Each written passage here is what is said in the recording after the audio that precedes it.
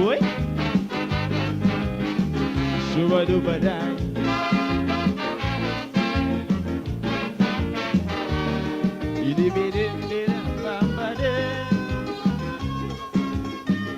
This blessed country, oh land of beauty, I pray for thee.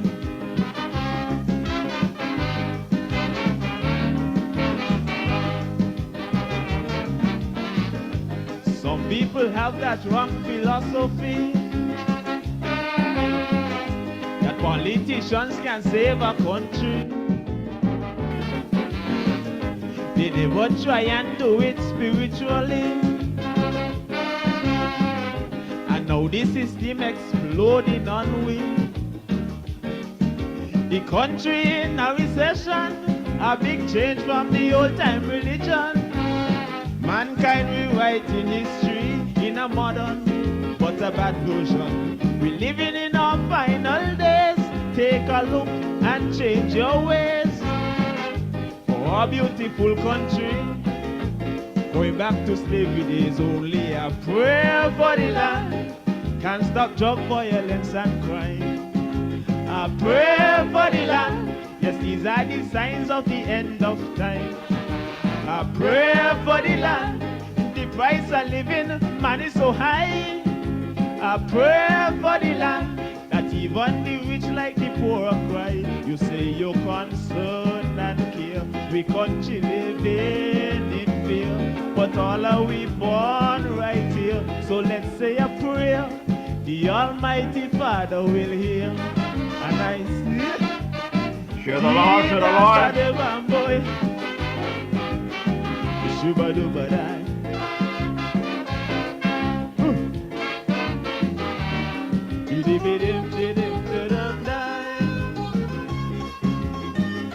Oh God Almighty, show some mercy on this our country.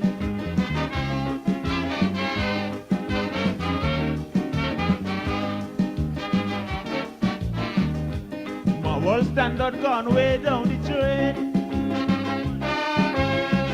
Little children using rum, crack and cocaine.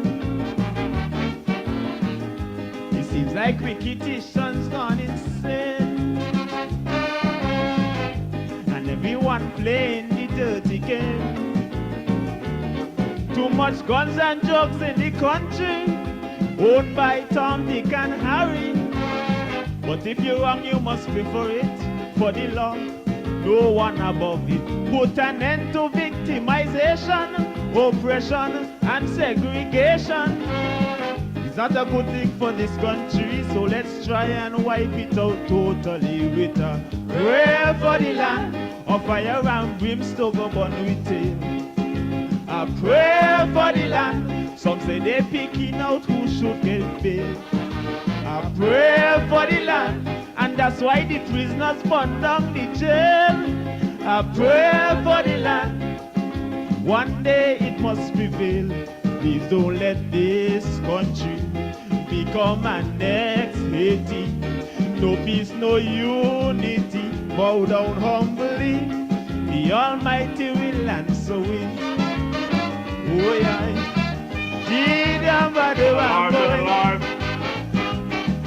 Shuba duba die.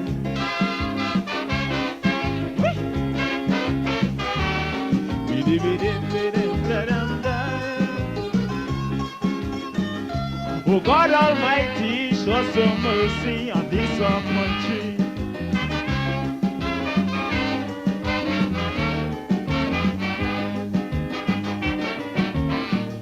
They now call we terror Paradise Island. No longer a country where peace abound. Yes, I used to boast about my land of beauty, the freest nation with democracy. But now we are the capital for drug pushers and money launderers. Shame and scandal is on we, saying it's name tarnish universally. Some blame it on the politicians for the unstabilized conditions. We going from bad to worse, our blessed country now cursed. But a prayer for the land, will help us to live with other people. I pray for the land, for that's why the nation in big trouble. I pray for the land, united we stand, divided we fall. I pray for the land, citizens answer your duty call. Righteousness exalts the nation. The most I hate poor man depression. So I'm calling on everyone to take a stand. Take it, listen to my song.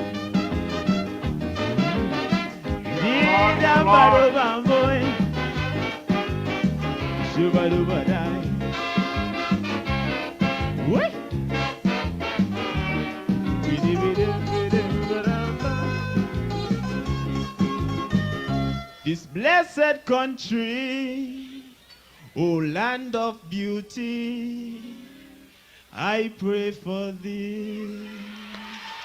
Song of the man King Craig. Yes, I pray for the land. I pray for the Federation of St. Kitts Nevis. I'm JefroyMorrishaw, and I'm coming to you live and direct from my bunker here in the Republic of St. Paul, St. Kitts. Yes, you heard me right. I'm coming directly from the Republic of St. Paul here. And St. Kitts, JefroyMorrishaw is still here. Relaxing, having a good time. Temperature here is lovely outside. The weather is nice. Happy New Year to everyone. Happy 2024. It's been a fantastic year thus far here in the Federation of St. Kitts Nevis. I want to take the opportunity and welcome you folks back over who crossed over into 2024. And for those who had the luxury, as some of us, I would hope that they're resting in peace and all of that good stuff that the minister tell us, because I am one of those people that believe when you're dead, you're done. That's what my grandfather taught me, But we got some people like Gwyneth and Beverly and all of these pastors out there telling you about the milk and the honey in the sky and all this kind of stuff. But JefroyMorrishaw believe when you're dead, you're done. Happy New Year, Sister Hazel Claxton. How you doing? Hope all is well with you. How about Sister Cora Bennett? Happy New Year. Tracy Jeffers, Tracy Powell. Happy New Year, Sister Lynn. How you doing? Linda. Hope all is well. My son, dear Jeffroy Jr., Gwyneth Morrishaw. My mascot, dear Sister Dorothy Allen. All you folks that are online already. I guess you guys didn't get the memo when I said I go live next on the 10th of January. I guess you guys did not get the memo, so you're live and lively. But Adrian Berry, how you doing? Hope all is well. That's Watley, Sylvia Ward. Good evening, Diana Francis, the lead school. Our sister Sharon and John, Julian, welcome to the ride. Hope all is well. Karen Williamson, welcome to the ride. Bisha Stapleton, welcome. Happy New Year to you as well. Diane Flanders, welcome to the ride. George Nisbet, how are you doing, my brother? Welcome. Shavan Huggins, Daniel, welcome to the ride. Bertram Farrell, welcome. Pauline Swanston, welcome to the ride. Rodney McKell, welcome to the ride. Sandra Thompson, you're here. Melissa Pemberton, Jetty Taylor. Which part of the world are you, my brother? Are you in the UK or are you enjoying the bottom in the road here in the Federation of St. Kitts Nevis? Sister Patrona Ballett, how are you doing? Albert Stevenson, Brother Maxwell, the guy, welcome to the ride. Gigi Williams Keith, Nicholas Brown, Tamika Salida, Desmond Tyson, welcome to the ride. Grace Elliott, Livingston Brown, hope all is well. Shamika Francis, welcome to the ride. Lorette Wharton, welcome to the ride. Samadin Charles, Mr. Prince Hatrad, how you doing, brother man? The Turkey Killer. Alicia Maris, how you doing? Welcome to the ride. Sis, how you doing? How is the man call? Brother Evan Brown, Patsy Brown, Maral from the crew. Chicago, welcome to the ride. Okay. All right, so my boy Jetty is in Chicago. Brother Steve Ogaro, welcome to the ride. Jessica Lewis. Well, I'm going to drop another track here. We're going to have a special guest joining me this evening. I'm going to introduce him for now. A gentleman by the name of Wussy should be joining me sometime within the hour, where we're going to have our chit-chat. And, when Brother Wussy come online, we'll give him his official name and everything like that. I want to take the time out officially to big up my boys there in Newton Ground. My boy there at the Island Purified Water. The man, brother, Mr. Powell and Co. Scatter. Thanks for keeping JefroyMorrishaw hydrated. when I'm in the Federation of St. Kitts Nevis. Thanks for doing such a good job. You know, we have a lot to talk about this evening, a lot of stuff to talk about. We're going to talk about the Sugar March 52 just concluded. We're going to talk about where we are here in the Federation of St. Kitts Nevis. We're going to talk about political fallout, political upliftment, political, whatever. We're going to talk about these things this evening. We're going to also go across the Narrows and speak about what's happening on the island of Nevis there. You know, we're not going to leave my folks in Nevis stranded. I want to big up my boy Carbo. How brother Carbo doing there?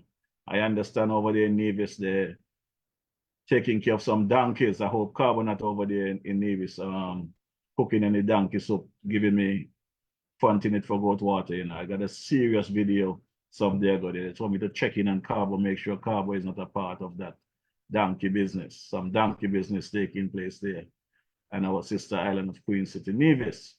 But in the meantime and between time, while I await my brother Wussy to check in and join me, let me drop my second track. And this one is by the man Gypsy. This one is called I'm a Born Survivor. And yes, I survived it. I'm here in 2024 with you folks. We all are here together. Let's make the best of 2024 and make sure that we do right by our brothers and sisters. I want to big up my baby girl there. Baby girl will be 7 this year. Baby girl will be celebrating her 7th birthday in the Federation of St. Kitts Nevis. So I look forward to seeing my baby girl coming to hang with daddy in 2024. This is the Pat Dawson. Welcome to the ride. Or Jeffers Mark with Skeet. Welcome to the ride. So this one is by the man Gypsy. I also want to say to your people that I was able to meet my godmother after some 40 plus years. She and her husband is on their way back to Florida at the moment. They should be on flight en route to Florida. I want to wish them a safe journey. It was real nice meeting up with my godmother again, and the love and affection that I received from her and her husband and the rest of the family. DJ Morrishaw definitely had a wonderful 2024. From Old Year's night into New Year's, we had a very good time. Good celebration. Thanks, Sister Lynn, and everyone that make my New Year successful, whether Austin Williams, Laura Williams, the folks in the pitch, whether Officer Hendrickson and crew. Thanks for everything. I also want to big up my boys there. My boy Sam Kanda. He actually started off the whole year for me in a very nice way. So Sam Kanda, Juve morning, looking at the bottoms them on the road, him and his wife, Auntie Jean. And he called me over and said, I'm inviting you to the house. And the 30th, I'll be hosting the teen pageant contestant. So he hosted those teenagers there at his home, invited the crew, the Get Rid of Them crew. So, you know, the guys was there in their numbers. We had the Honorable J.A. Dwyer Astafan. We had the man Sam Kanda, like I said, at his home. We had Larry Vaughan. We had the man Douglas Watley, Dr. Patrick Martin, Douglas Watley. The DG paid a visit as well. We had a real good time. So I want to thank Brother Sam Kanda and the crew for assisting me in starting off ending the old year and target and starting the new year properly. So Brother Sam Kanda, thanks. And gonna drop this track here by the man Gypsy. This one is called Born to Survive. And yes, we have our special guest online already. So stand by, Brother Wussy. Your camera is showing too much of your ceiling, so just bring it down so I can see more of your face and not the ceiling.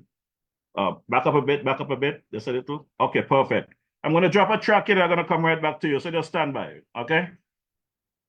This one is called Born to Survive by the man Gypsy. Oh yeah. DJ Morrishaw is a born survivor. 2024 could not be better.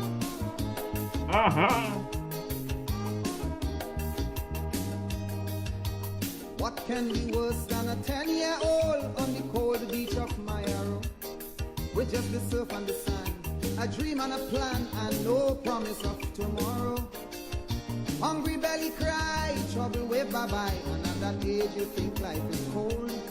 But there is nowhere to know, cause it never would show. It's all for this dungeon called the world. But I'm a born survivor. Hey, I can smile through all my adversities and laugh when their guns are trained at me, taking life. Oh yeah. One day at a time. Cause I'm sure as the night must bring the dawn, this life of mine would still go on, and use my know they connive in their web of strife. Oh yeah. I'm staying alive.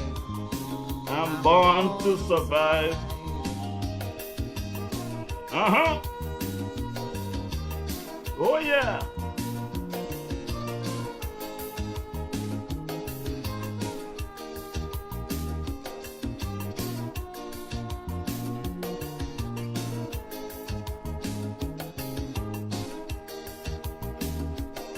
There have been times gone by when I watch mama cry and I know daddy hurt inside.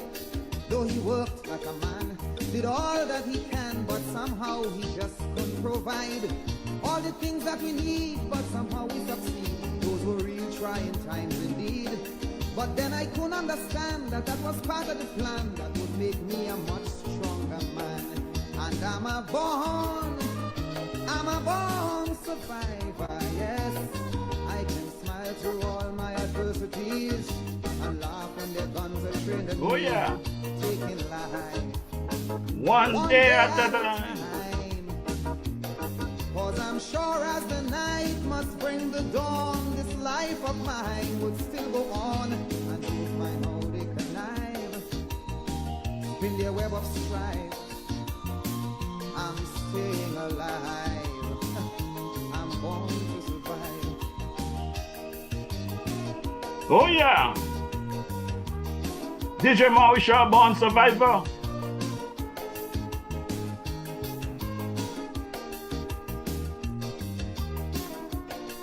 Uh-huh.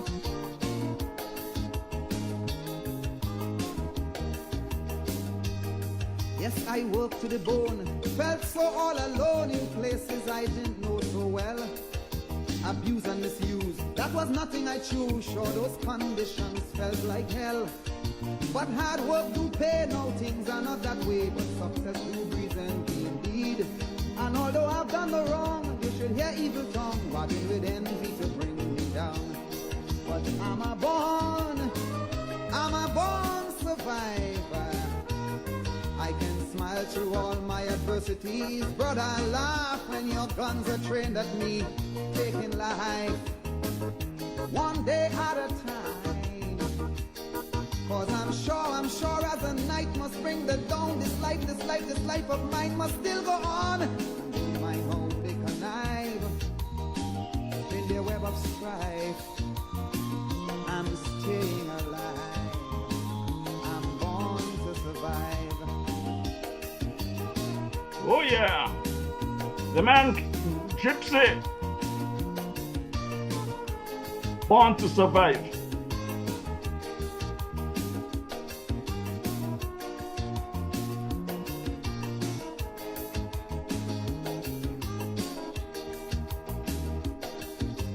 I cannot hide, yes it hurts down inside, cause there's blood running through my vein. And when the things people say sure gets in your way, and there's no truth, it causes you pain. And when the good that you do just never shine through, you wear a smile and you do some more. Cause although hate knows no bounds, but love makes you strong, and for your good your reward is sure. And I'm a born survivor, yes. I can smile through all my adversities, brother, I laugh when your guns are trained at me, taking life one day at a time. Oh yeah. Cause I'm sure as the night must bring the dawn, this life of mine would still go on, and don't mind how they connive in their web of strife. I'm staying alive, watch me, I'm born to survive. Yes, I was born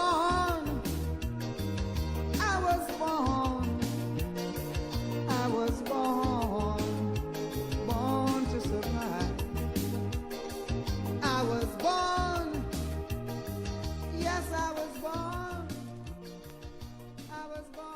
born survivor, the man Gypsy. Good evening, brother. I'm going to say Wussy. You're going to introduce yourself to the people by your correct name that your mama gave you. I know you as Wussy. And I want to say to you, right? I am Wussy.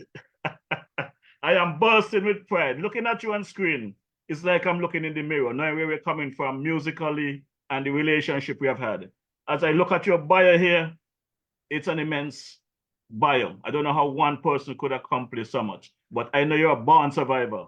So, Brother Wussy, you're online. Welcome to the DJ Morrishaw platform for the first time. Long overdue, but give the folks who you are, just let them know who is Wussy and where Wussy is coming from. We are born survivor of St. Kitts Nevis. We all know that. Well, it's good to be on your program. You know, I'm a fan of yours for quite a while. And so eventually I've made it to your program. So it means I must be a big man. You only invite big people to your programs. But like you said, though, I'm Wussy from Market Street, from the old Elimat and the GI's Brass, one of the brass members who left here many years ago. And now I am back and happy to be back.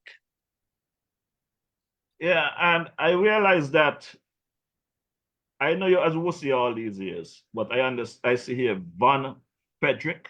Yes, sir. That's the correct name? Yes, sir. That's my mother's father's name. He was a German, you know, okay. And he came across to Sandy Point back in the day from, I think it was either Statia or Saber, but he was a German, not Dutch. And of course, you know, back in those days, it was easy to cohabitate with the young ladies, which my mother's mother was one of them. Oh. Hence the name Von Frederick. All right. Well, as we all know, our names come from foreigners. Definitely. The guys pass through and drop a seed, the seed grow, you know, and whether it's a good or a bad seed, but you are a good seed. Wussy, I hope you don't mind me calling you Wussy because I'm going to end up back there no matter what I try to call you by your official titles. Right? No, don't call me Wussy, man. I'm still Wussy. Right. As I look at your bio here, I am very proud of you. And we're going to get into depth in a lot of stuff. We'll be going back and forth. But I need to speak to you about yourself. People like to say you're boasting and you're bragging about your accolades. I have an issue here in St. Kitts because I never came back and say what I have done over the 40 plus years I left here. So people look at me as still simple DJ Morrishaw. They don't look at me in the other categories of my work that I've done over the years. So I have heard the complaints, the criticism since you've been back doing your service to your country. And I'm so proud of you. And I want to thank you for taking the opportunity and accepting the mantle to make your contribution. So for the viewers online, we are around the globe, people out there, we're not just speaking to St. Kitts, we're speaking globally. So for the people out there who do not know who is Wussy Von Frederick, I understand you have a global security company limited, you have traveled the globe, Dr. Lionel C.M. Von Frederick Rollins. Let the people know, who is Dr. Rollins? Well, you know, as we said, as you just said, you know, it's hard for someone to sit and talk about themselves. It's not humbling to do that. But I will try to sum it up briefly. I am that guy from Market Street, like I said, who played music here. By the way, I was also a cricketer and a footballer. I represented the Leeward Islands schoolboys in cricket. You're probably too young to know that. So young to know. I wish I'd catch you ball of your balls too. You still have a little pep, you know, if you got the time. No, you know, I was a pace bowler, and no one could bounce a bowler as bouncer as easy as I did back in the day. Don't let Lord Kent hear you. Lord Kent is online. The pace bowler from Newtown. Yeah, I will teach him a few tricks too.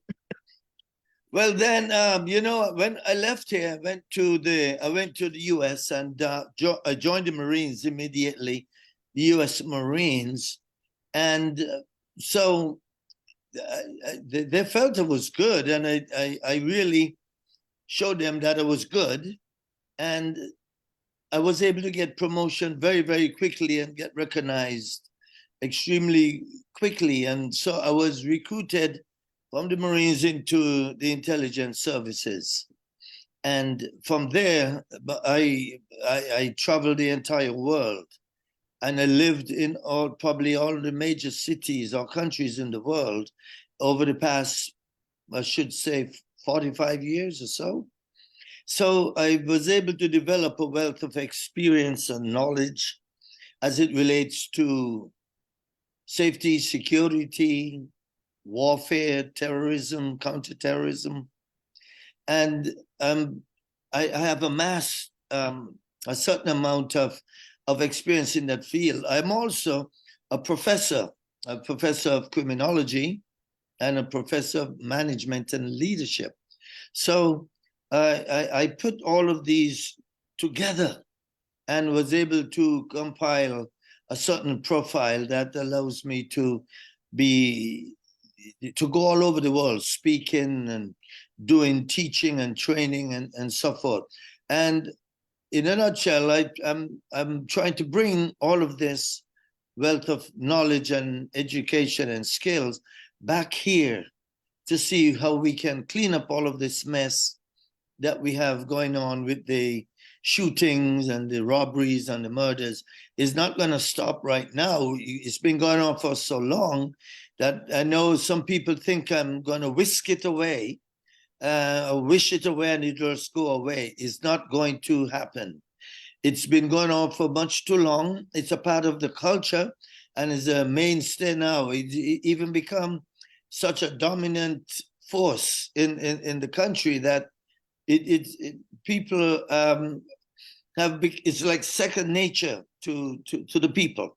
So, but I will guarantee your listeners and viewers that we will fix it, and we will fix it very soon.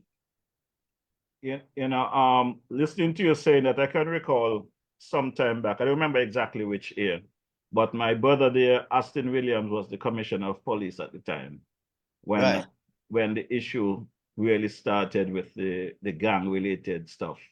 And back then, the attitude from the forces at the time is that there was no gangs in St. Kitts Nevis. Well, I felt there was gangs, other people felt there was gangs, but there was a meeting at a church hall there in New York where Austin, he said that from what he observed, there was no gangs in St. Kitts Nevis.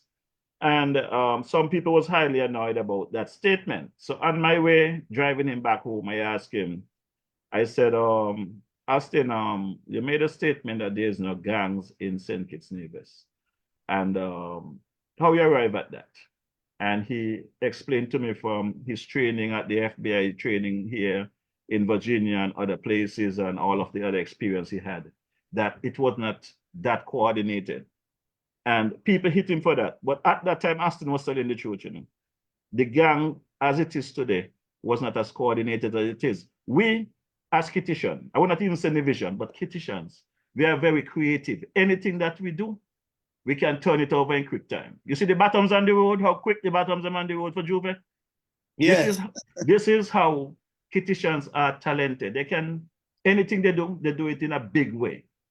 And it's amazing how the hatred amongst our brothers and sisters have evolved so quickly from back in the 70s, because you spoke about Sandy Point. And anyone that attended the Sandy Point High School during my time or prior to my time, there was always a rivalry between Sandy Point and St. Paul's. The locomotives would bring the cane to the island. The Sandy Pointers will ride on the locomotives, take a ride coming to St. Paul's, and the St. Paulian will stone them. Vice versa, we go to Sandy Point High School, they would courage our cheers, they would put waste on the blackboards. It was always something going on, but not like what we are seeing today with the gun violence and that kind of stuff. And that is where the maturity of the gangs came from. And yesterday I heard a conversation during the last lap session, and it was the way a bystander was challenging a police officer. And we're going to talk about that later. But things are evolving so fast. Someone like you with your experience, I'm happy that you're on board because you understand the culture. You got the experience of the local knowledge of our people and your experience from overseas. Now, I don't want to get into the politics, we'll see, but I like to call a spade, so you don't have to comment on it. But one of the things that kills me is that we have brought so many foreigners in the past years with the previous administration. Foreigners to try and fix our problem. Foreigners who are not familiar with our culture and our people. And instead of them fixing the situation, it became worse. And they accepted it, no problem. Now we have one of our own in the likes of you, Dr. Rollins, who has that experience from overseas, whether it might be theory, practical, or whatever. But I know you have the local knowledge, and I have confidence that you will bring some arrest to the situation at hand. But you get the blows. So I know politicians cannot fix the issue at hand by themselves. I know you cannot fix the situation at hand by yourself. So what are you seeking from the general public as a partnership in trying to arresting the situation at hand? Well, that is a very good question and a good way to start it off as well. We cannot do it by ourselves. The police cannot do it by themselves. The politicians cannot do it by themselves.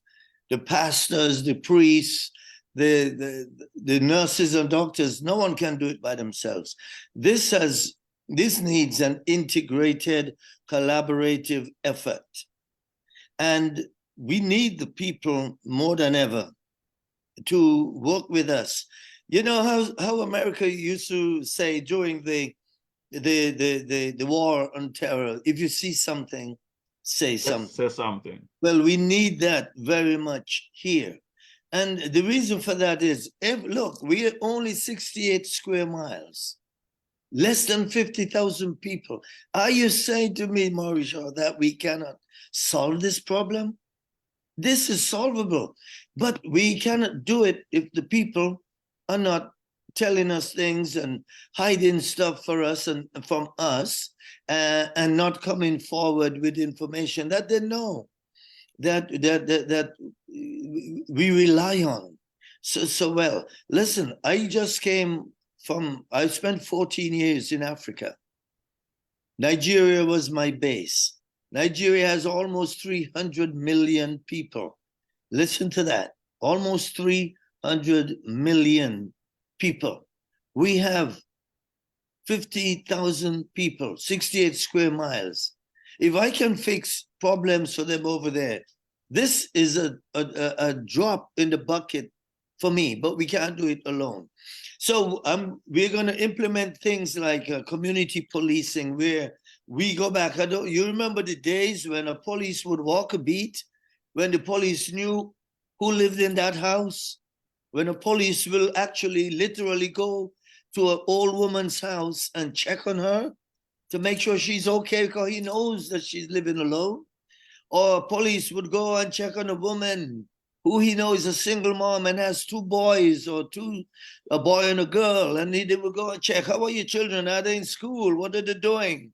You remember those days? Yeah. We have to go back to those days. By the way, talking about the people, let me start off again by saying thanks to the people of the Federation for helping us put on a very successful Carnival this year, or I should say last year, for 2023, because, you know, we plead and we ask them not to do anything naughty. Otherwise, we were going to put them to sleep in 1840. They complied, and the people literally stayed and worked with us and made sure that things went well. And we wanted the people who were selling stuff on the street to make money. We wanted the DJs to make money. We wanted stores and shops and businesses to do well.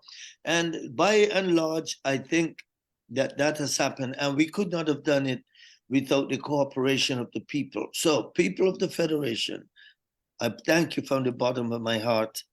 And let us Let us keep going the way we're going. You know, just today, I think it was yesterday, Trinidad already had murders going on in their country. We cannot go down that road again for 2024. And, you know, people like you doing programs like this, you reach out to the people, you reach out to the guys who are going to kill people, they will listen to you. So we need people like you out there helping us to make this job a very, very safe and easy job so that we can keep the Federation safe and sound. You know, you spoke about Trinidad. As a matter of fact, I was speaking to some of my colleagues, and New York started off with a blast as well. I think there was 5 in one hit, and it's been going on and on and whatever. And as I look at the folks parading last evening for the Sugar Mass and the folks having their time, I'm saying to myself, what could be in these young people's head that they want to be out of this? Because once you go underground, once you go into 1840, you can't enjoy this thing. So what could be in their head? It's bravado. You know, bravado, show off. Look at the age group of the people who are doing it. It's either like 16, 17, up to the mid to late 20s. You don't find any man in the 30s and 40s, very few. It's just seldom that you'll see a man in his late 30s who is involved in that kind of, because he's matured by that age. By 35 and 40, you are matured enough to know what is right and what is wrong. When you're 18 years old, you think that being a gangster is cool. And you know, you get the girls, because there's some girls who love the rugged life of gangsters. You follow the music, and the music espouses a kind of rough, rugged life. I will do this, I'll shoot, I'll kill, I'll pull up my Glock. And some women love guys like that. And some are intimidated by them as well. So you got to watch the age group. And that is why it is so important for us to focus on that age group, because that is a very delicate age group where we can either make them or we can lose them. And I sad to say we've lost a lot of them along the way. In the last set of murders, the guys who were killed were in the like 18, 19 young boys. So that tells you we need to focus in 2024. We have a program that we call the Elevate program that the government has instituted, and that is to focus on the youth and find them things to do so we can get them off the streets. And so once we do that and the people support it, you will see a dramatic cut down on these boys joining these gangs. You know, and it's not just the gang, you know, we'll see. I've been speaking on the same topic about back in the days what police used to be in our neighborhood. In St. Paul's in particular, my grandmother, she raised chickens. And the first egg that was laid would be for the minister, the next one is for the police officer, before we can get that egg. You know, that is how we grow up. And if there was an issue with a neighbor, is the issue of the whole village. Today, you find that if there's an incident where they might be in school or in the village, before they get involved, they pull out their phone, they start videoing it on social media. That is where we're having an issue. And I'm happy to have someone like you around that can make the time and go to the communities where I can say, boy, we'll see, let's hang out in there on Saturday afternoon. Let's meet with the communities here, because I am of the view, if we can get some leaders in the respective villages to harness these young people and get them into a conversation, we can make a serious impact. We have to try the approach without the police officers. We as citizens has to make that impact. The police will do what they have to do, but we, the individual citizens, have to do our part. So there's a lot to talk about. Now that is a good, an extremely wonderful point you made about people. That is why they want people from the communities if you are considered what we used to call back in the day a big man, you need to go to these communities. Since you're a big man, an important man, you need to go to these communities and, as you said, sit with the people and talk to them, because you'll get to hear what they're thinking and feel what they're feeling. You made a very important point there just now, and I don't think you were aware of it. You said keep the police out of it. Let the police do their thing for real, because the police represents an adversarial body. When people see the police, they see, what did we do now? Why is he here? That kind of attitude.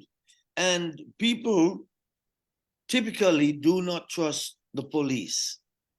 So if the police go hanging around and sitting around, they think that, oh, he's here for information, or he's here to gather news, or look, spread news, or you got the idea. Yeah, so we need to keep the policemen out there, get the local people.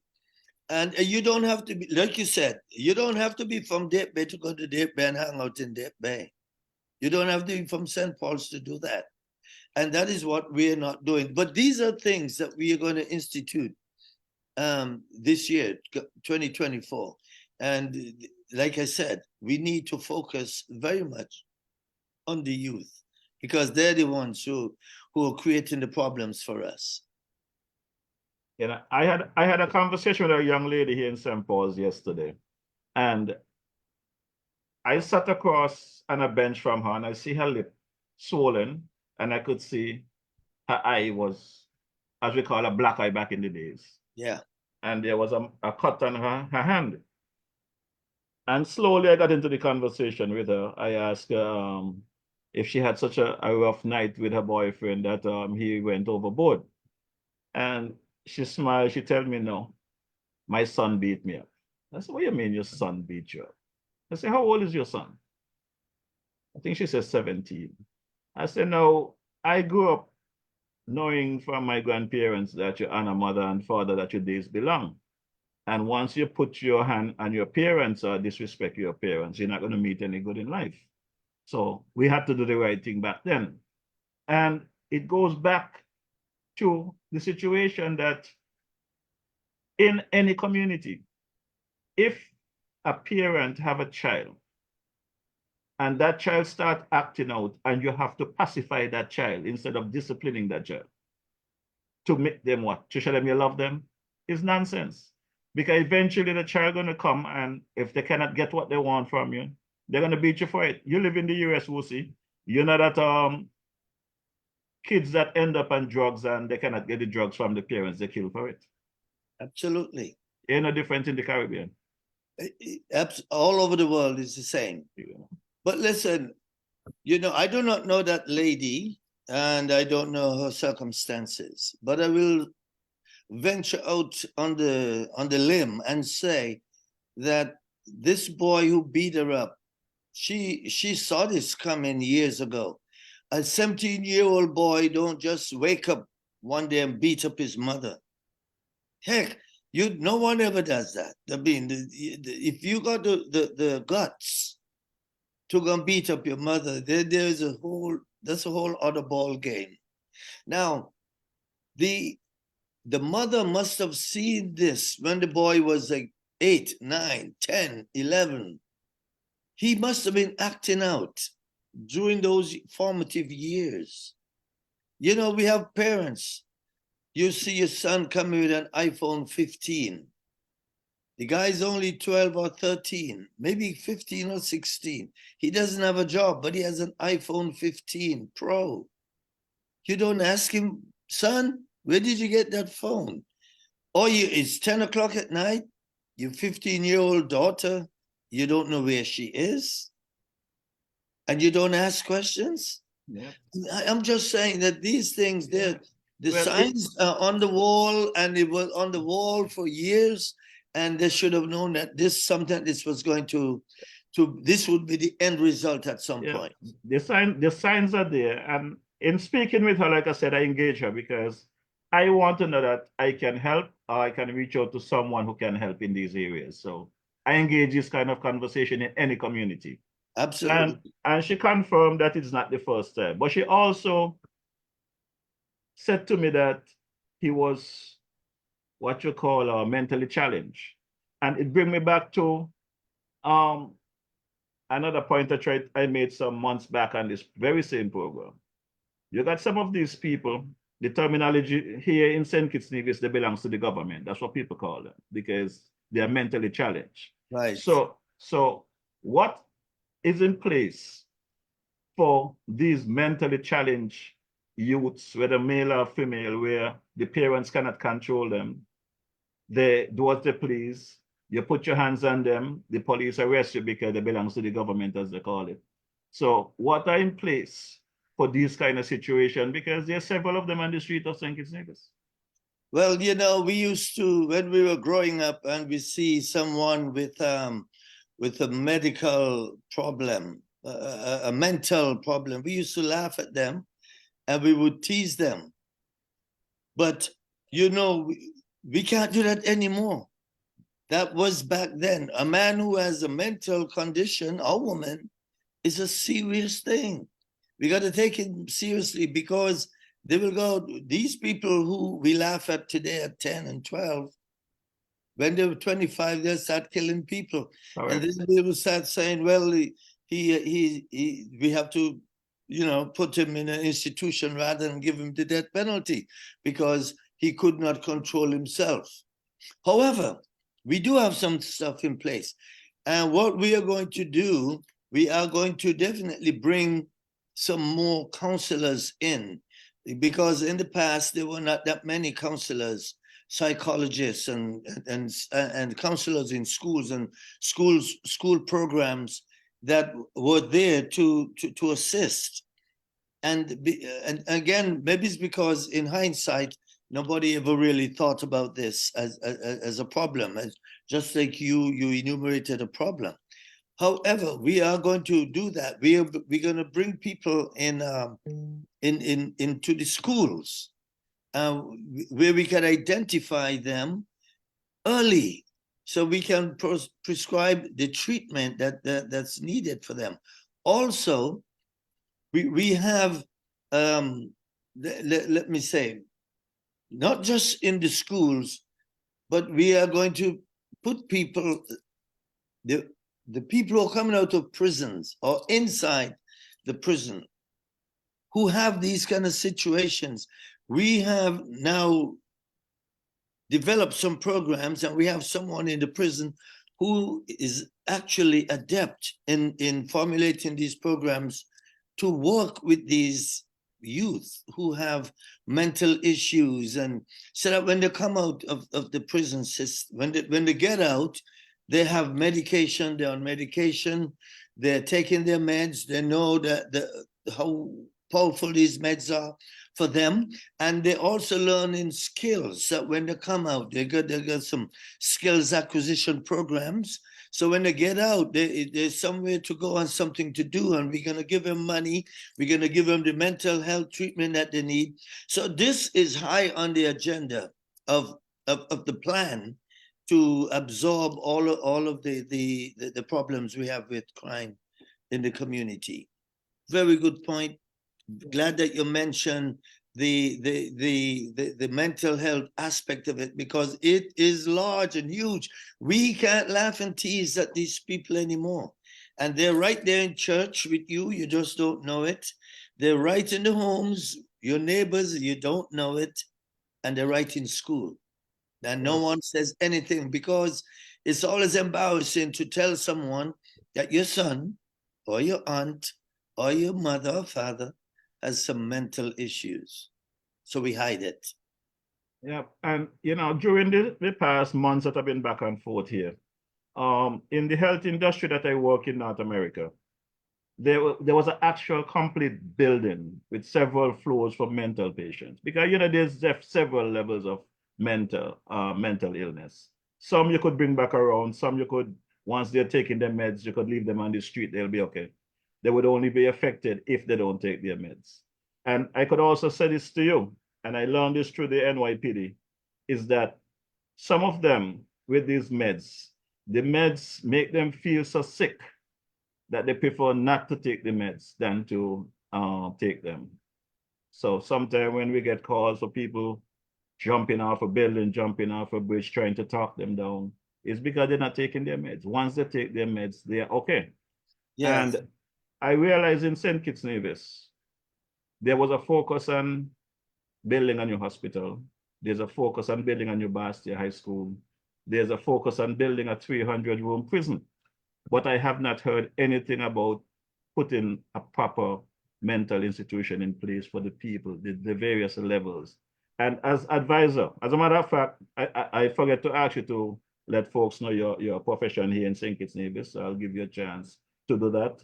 But as advisor to the Prime Minister for National Security, that mental issue is one of our key program that will help a lot in these criminal activities that are taking place right now. Look, they always put mental health on the back burner, as we say. And yes, we will build prisons. Actually, we do need a new prison because the one that we have was built in 1840. The present commissioner of prison is doing I don't know how he does it. I don't know how he's able to keep the peace in that prison that is been so old that it was designed to house only 60 people. And now you in the 21st century, man. So we do need a new prison. Yes, I totally agree with that. There is no answer I can give you to that. We do need to build something. I do not know if we do the amount of people who has psychological problems. I do not know if the amount is so much that we can go out and build a 300-bed institution for them. Not at the moment. But we do need to build something for them. I used to work in a level 14 home they were on the one side, they were the bad boys. You remember the Bloods and the Crips? Yeah. And on the other end were the girls. And there were girl Bloods, girl Crips. You also had the Mexican gangs. You had the Asian gangs. It was a time when America was in turmoil with these guys, with the gangs. And you wouldn't believe about 50% of those kids had some kind of mental problems. We would put them on psychotropic medication. And like you said, some of them they would get sick and they would fight because they don't want to take the medication. But what a professional doctor would do is either change the medication. Something in the medication is making him ill. So you either reduce the amount or you change the medication to another brand, another type that would not make him feel so sick, where he couldn't start vomiting and feeling the tremors of flu-like symptoms. But these are what doctors are trained to do, and they should not have been allowed to be taking medication if it make them sick, because it takes away from the real intent of what medication is for, and they will not take it if it's going to make them sick. As you know, many of them, since you work with them, you know, many of them can hold it in their cheek without swallowing it. You know about that? Yep. Some of them can actually put it down in the throat and bring it back up and talk to you while keeping it stuck in the throat. And as soon as you turn around, they cough it up and spit it out. So you know that. And so we have to have counselors and people who are trained to deal with that kind of stuff. We will find those kind of people and get them hired. But like I said, I know you have the experience. You got a big job on your hand, and like you started out by saying, don't expect this thing to come overnight. But if you look at the progressive behavior of the drug addiction in the Federation, even with the simple marijuana, ever since the law was put in place where they can now use it in their private home, it's public. Some people who would not normally even be smoking, they smoke just for smoking's sake. Eventually, we're going to have that problem on our hand. It's going to become a pandemic, whether we want to accept it or not. So these are things that we have to be prepared for. Very true. And you know, over the Christmas break, I saw people just walking in the street smoking. I'd see like 12 guys just sitting out there smoking. I went to a funeral, I see like 20 guys sitting there, standing, smoking. They're just blowing their smoke away. Now, if the police had gone up to them and said, look, if you don't put those marijuana cigarettes out, I'm going to arrest you because you're not supposed to be smoking them in the public.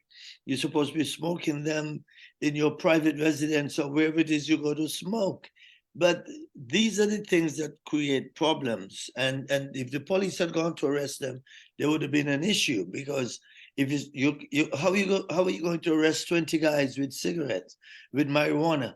Unless you carry at least 20 policemen, and I hope you have a truck big enough to take them all.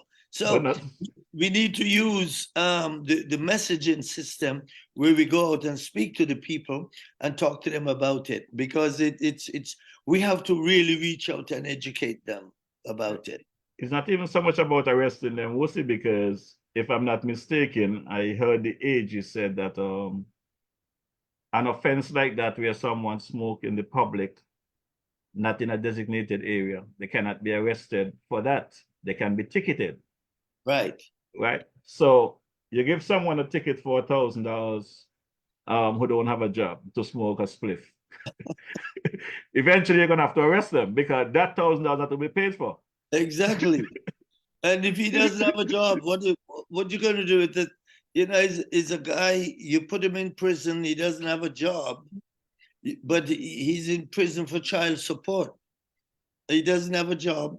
You know, when he comes out, what's going to happen? That's the point I'm trying to get to an understanding. I understand. I just have to throw that other analogy in there because it's funny to me. It's funny. You get a ticket for smoking, but you don't have a job. So what do? Every time we see you, we give you a ticket. But at some point, you know, they will get a job and you start deducting the money. You know what they do in the US? They just wait and take it out your tax, or wait until you get a job and then start deducting their money. So whatever it is, we have to come up with some concrete plans to deal with these situations. And some of it may look minute, it may look simple, it may sound simple, but just that example you draw just now. If he doesn't have any money, how does he pay? And when does he pay? And, you know, society is something, we'll say that, as we say, it takes all hands on deck. And I had spoke to the Prime Minister some time back, and I explained to him from my view, looking in from the outside, I realized that during the campaign for election, the politicians do a very good job of going to the communities and organizing people and getting them together. But once the election is over, everything is lull. So this void that we're speaking about is that they need to have that continuous presence in the community. It might not be every week, it might not be every day, but you have to go back to those communities and see what you can do to improve. And with the damage that our country had, like you said earlier as well, the damage that has been done over the years, it's not going to be fixed, in my view, overnight. It's not going to be fixed. It's not going to be fixed in a 5-year term of this Labour administration. We cannot fool ourselves and believe that is going to happen. But the whole idea is, what are we putting in place to at least make some stride, to make some effort? And I have confidence that there are going to be some changes. You know why I have confidence?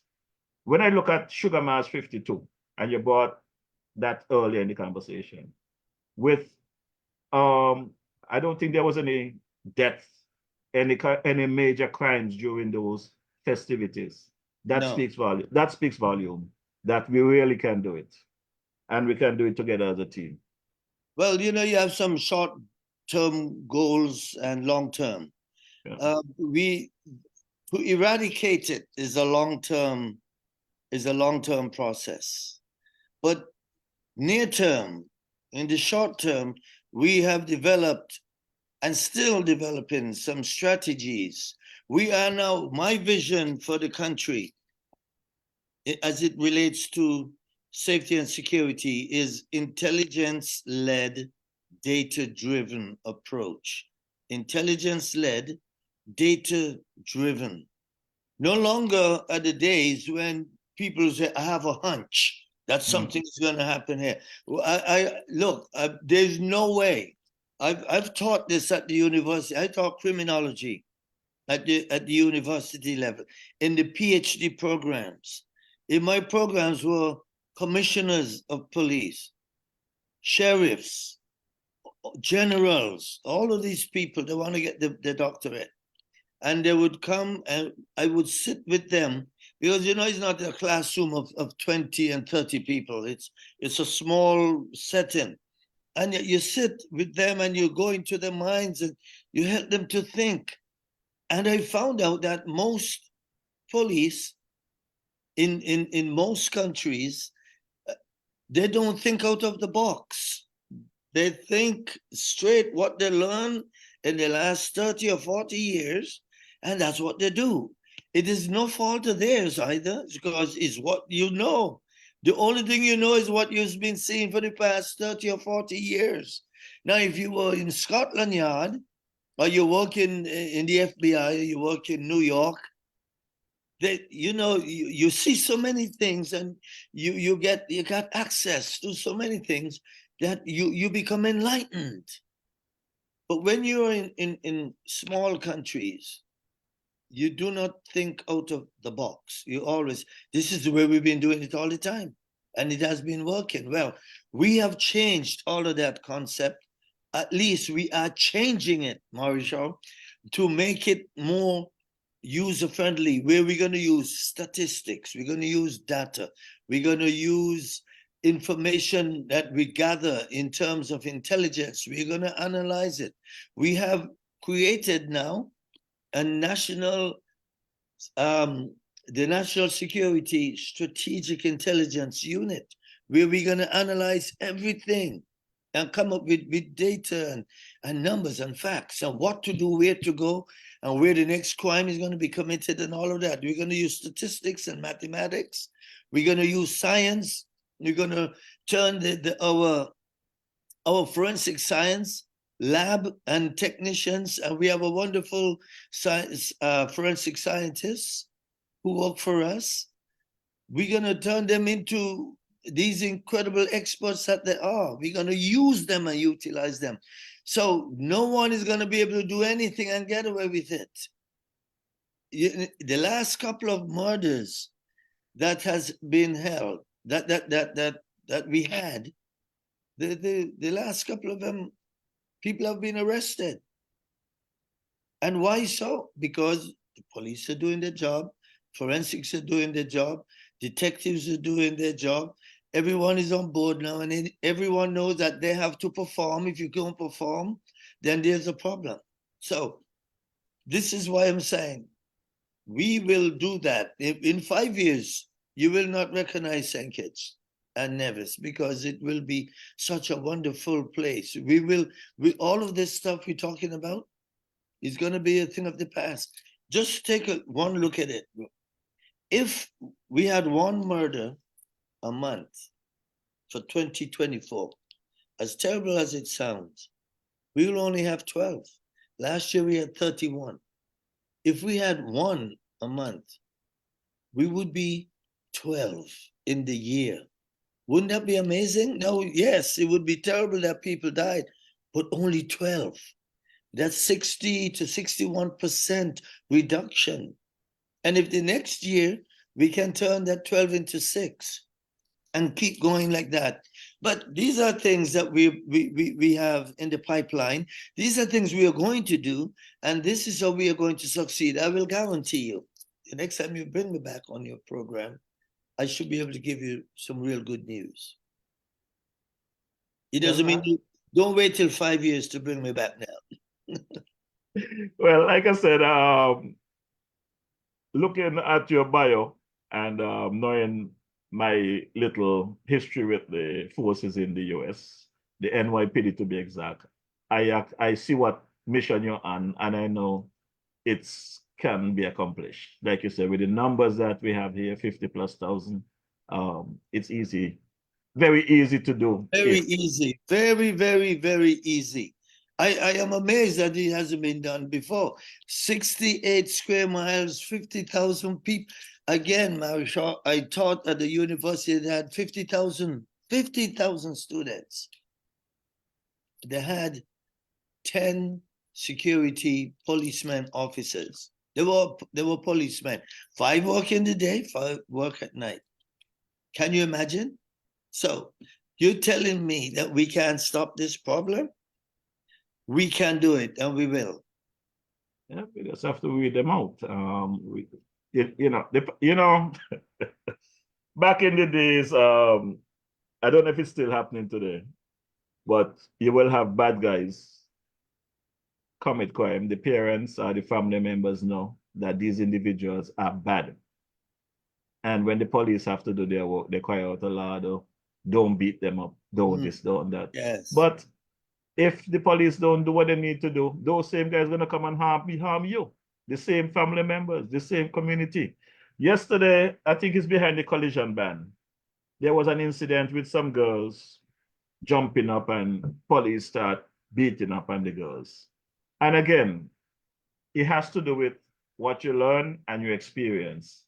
Because you should be able to tell the difference between the bad boys or the bad girls that is punching and kicking and boxing to those who might be just high from alcohol and cannot control themselves, and remove them calmly and quietly. Definitely. It's different approach. And it appears as though in some areas is one yardstick for anything. If there's a situation, is the kick and the beat and the drag. No. You got to know how to look at the situation. No, you cannot be one size fit all. No, yeah, well, you're right, and the police and the defense force, they tried. And sometimes 2 people become provocative. I saw a lady who was insulting the heck out of a policeman. The things that she was calling the police, I saw it with my own eyes and heard it with my own ears. I don't know, if I were the police, I think I would have choked her off myself and drag her to 1840. But he kept his cool. He kept his cool. I don't know if he did it that way because he was trained to do it that way, or he was afraid of what possibly could have happened if he had grabbed her and dragged her across the street and locked her up. Maybe, some guys might have jumped on him. But I was watching to see what was going on. A lot of times as well, the police and the soldiers, when you're in the heat of the moment and people are pushing you from one side, yelling, screaming, and insulting you and saying things, sometimes they get carried away with emotion. They may grab somebody too hard, too tight. They may even rough up somebody who should not be roughed up. But I'm not making any excuses. I'm just saying that these things do happen, especially with the crowds that we saw and the job that they had, because they had to be monitoring to looking for people who might have had a bottle, a scissors, a knife. Have weapons. Yes, and so they were working on pins and needles. So yeah, there will be a few bad things that would have happened, but all in all, I think they did incredibly well. I'm proud of that. Well, I can speak on the topic, Usi, and it's not because I'm criticizing. I'm speaking from experience. I had to do several parades recently in New York prior to coming here to St. Kitts, even last year. Yeah. Had to do the Dominican parade, the Haitian parade. You're a fixture with your talent and skills in New York. I see it all over Anywhere I go in the world, I would see you here and there. You know, and it's funny. As an officer of the law, you're fully equipped with your bulletproof vest and your weapon and your sticks and your whatever. And then when you have these teenagers up in your face threatening you, the people you're trying to protect, you're there to protect them. Exactly. But they're up in your face and calling you all kind of names and challenging you to fight and all of this stuff. Like you said, it's the training. You have to be the bigger person and not that you only act when your life or someone else's life is in danger. You cannot just react because you know the person and you're going to beat them up because you have the power to beat them up. That is what these things are about. So it comes with training. And I can say to you that a lot of this training in, I have seen many of the police officers perform well. I would say even 95, 99% of the officers, they perform well. But you're going to have those one or two that are going to react. And that is not what you're there for. You're there to protect and serve. And Yeah. yes, you're going to be disrespected. Yes, you're going to get spit upon. Until someone actually put their hands on you, you're really not supposed to be putting your hands on them. Unless you see a weapon or something to hurt someone else, No, you're absolutely correct. then you do what you have to do. But when you Absolutely. try to speak to people in St. Kitts Nevis about certain things, you know what you hear? Oh, you all come from where you come from. I want to tell us what to do. Yes, yes, I get that all the time. You know, you think you what do you think? You because you went to America, or you went here, you think you know more than me, and that kind of stuff. Listen, I remember one time I was in a country, and there was a big protest, and we were sent in to protect the embassy, and this woman was so angry. I don't know why she zeroed in on me. This lady, you know what we call hawk and spit? This lady hawk and spit right in my face. And I had a gun in my hand. And immediately she did that, I looked, and all of the media cameras turned straight to me just to see what I was going to do. I took my thumb finger, I pulled it off, flicked it on the ground, and continued. But you know what happened?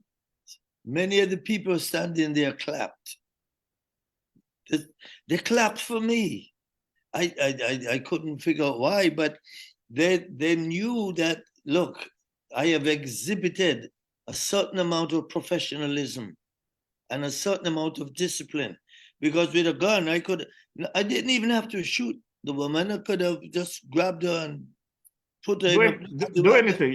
You could have done anything. Anything I wanted to. They clap for you. They clap for you. They clapped for me. A Spanish lady on the other side, she shouted at me and waved me over. She gave me a bottle of water because she saw what I could have done, the reaction that I could have given to this. Because it was not just one person, it's a group of them coming. And like you just spoke about the media, you know, those buildings in New York are high buildings. And these new smartphones today, they could zoom in on you in a quick minute.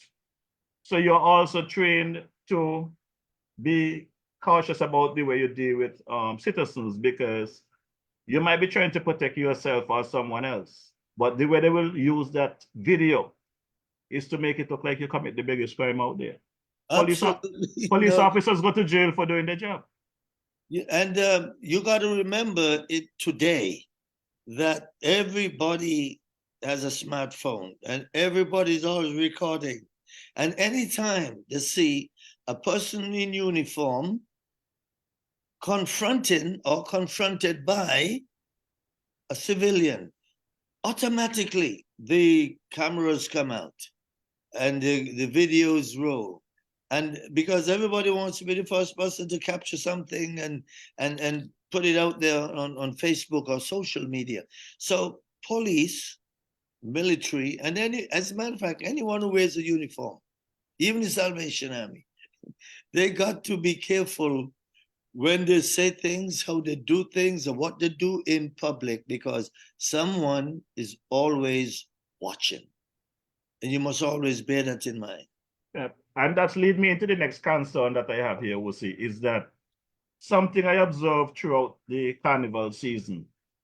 I see many of the police officers in uniform don't have on a bulletproof vest. I have a serious concern about that. Because once you have on a police uniform, your life is at risk. When the war starts, they're not going to be looking for the one with bulletproof vest. The uniform is what they're coming at. And through my investigation, I understand that they're limited bulletproof vests and not enough. So that's another thing I would like us to work and try and see what we can do to help the forces in getting some bulletproof vests. I know you have a lot of contacts in New York City, and I am willing to work with you so we can get some from all of those contacts and the many people you know. They can donate a lot of those vests to us. You know, they're very expensive too, you know that. And the caliber too, it depends on the caliber, the type of Teflon that you use, Right. because you know some of them are designed to stop certain kind of bullets, and some of them cannot stop certain kind of bullets. So if we're going to get some, we need to get the best. We need to get the best. But these are all of the things you're mentioning, and I'm glad you highlighted that too, so that people, if anyone out there want to donate or give us one or two, I mean, can you imagine if a business is out there listening, they can donate a couple. They say, let me get 50 and give to the defense force. Let me get 30 and give to the police. This is how it works. I know you have a lot of listeners out there. Maybe 2 or 3 can decide, let us donate something. But yeah, this is something that should be part and parcel of the gear and the requirements of the police and the military. However, we have these groups, you know, the SSU, SIU, the JSOT, and all these guys who go out and do special things. Yeah, I saw them, yeah. They wear theirs. It's just that the rank and file office police do not have access to those as yet. But we would like to make that a permanent part of their uniform. It should be, you know. And we need to start a campaign to get that, because even if it's an individual, a citizen, you're coming home for Carnival, you're coming home for music festival, you bring a gift. You go up on White Plains Road, you pick up 2 bulletproof vests, you bring them and donate them to the police. I mean, everything will add up. Yep, that's what I'm thinking. Because look, I've seen it done in other parts of the world. There are people. There's a school that I just left, just picked up like over 500 bulletproof vests. The students donated money. They bought these bulletproof vests and donated it to several different police departments within the state in which they live. So these are things that can be done. And I hope somebody would listen to you and listen to the appeal and do something about it. Because this is part of, do you know how good that will make the police also feel? They will feel as a man, these people looking out for me. Let me start looking out for them. Let me really put my best foot forward and take care of them. You know, we'll see, you know, we've been talking for over an hour now, and I know back in the days you and I would have a cold one. We're not in front of each other, we can share beer. So let me drop a song and give you a chance to go and get some refreshment and come back. So just stand by. You want me to one. have a beer? I want you to have one. I want you to have one. I'm going to get one as well. I want us to have a drink. So if I come back and I start speaking gibberish. Let's speak it, man. Okay. All right. I'll be back. Yes, the sound of the man Gypsy. We need more love. I've been speaking to the man, Brother Rollins there, Dr. Rollins, aka Woodsy. Yeah, man.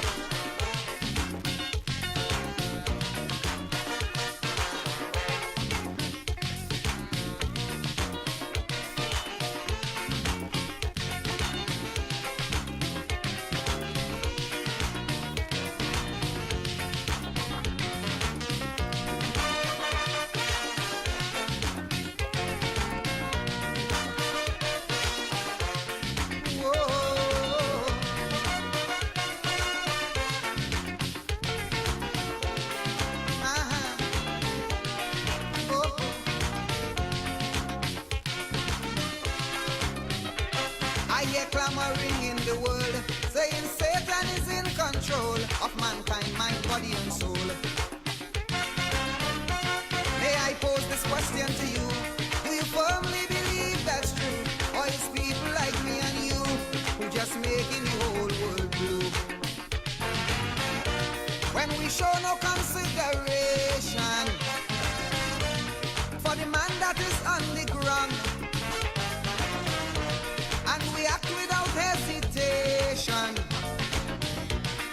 in doing our next man wrong, then we talk about evil and blaming the devil. Let's examine ourselves. We should firmly believe no seas too rough for me to sail,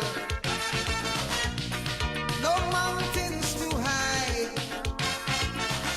for me to climb, to help my brother, if he needs my help. Oh, no load is too heavy to help him carry what I'm speaking of. What I'm speaking of, this world needs more love. Man, we need more love.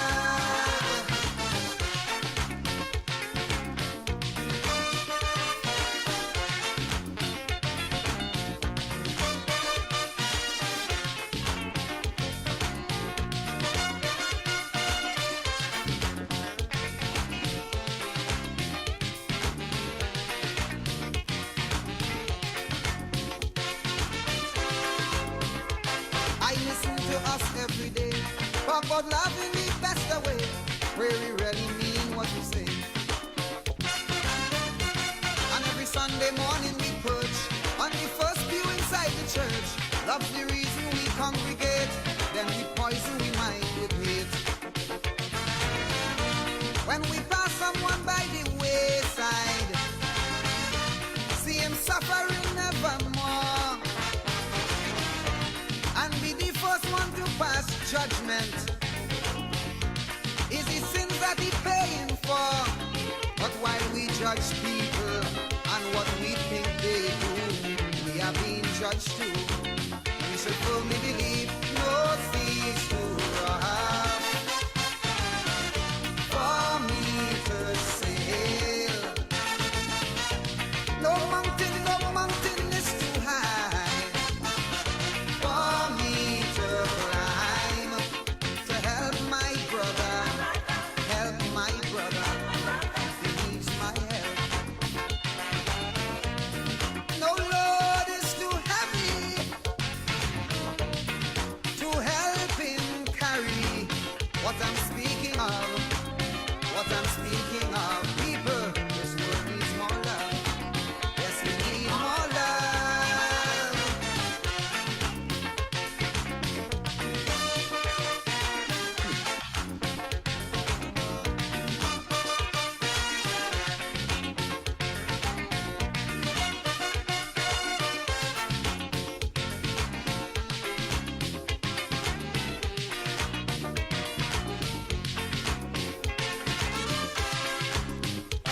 Any conflict and many wars are ignited simply because lack of love is really the cause.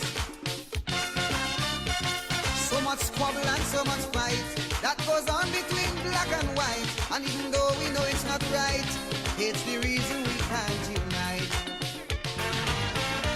We show contempt for God's creation and the beauty that lives within, and instead judge class and position and the simple color of one's skin, ignoring that the Creator, they love one another. How could we disobey such rule?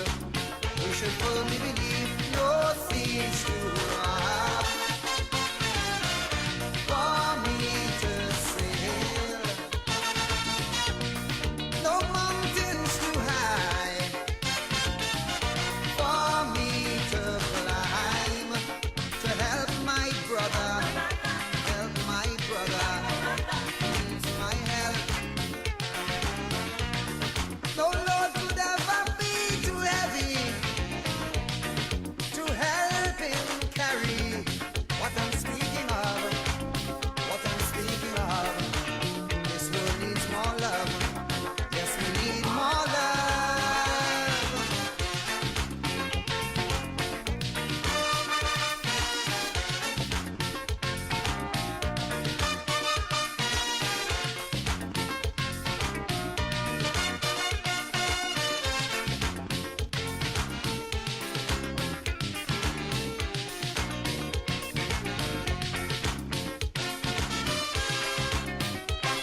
better swallow our foolish pride.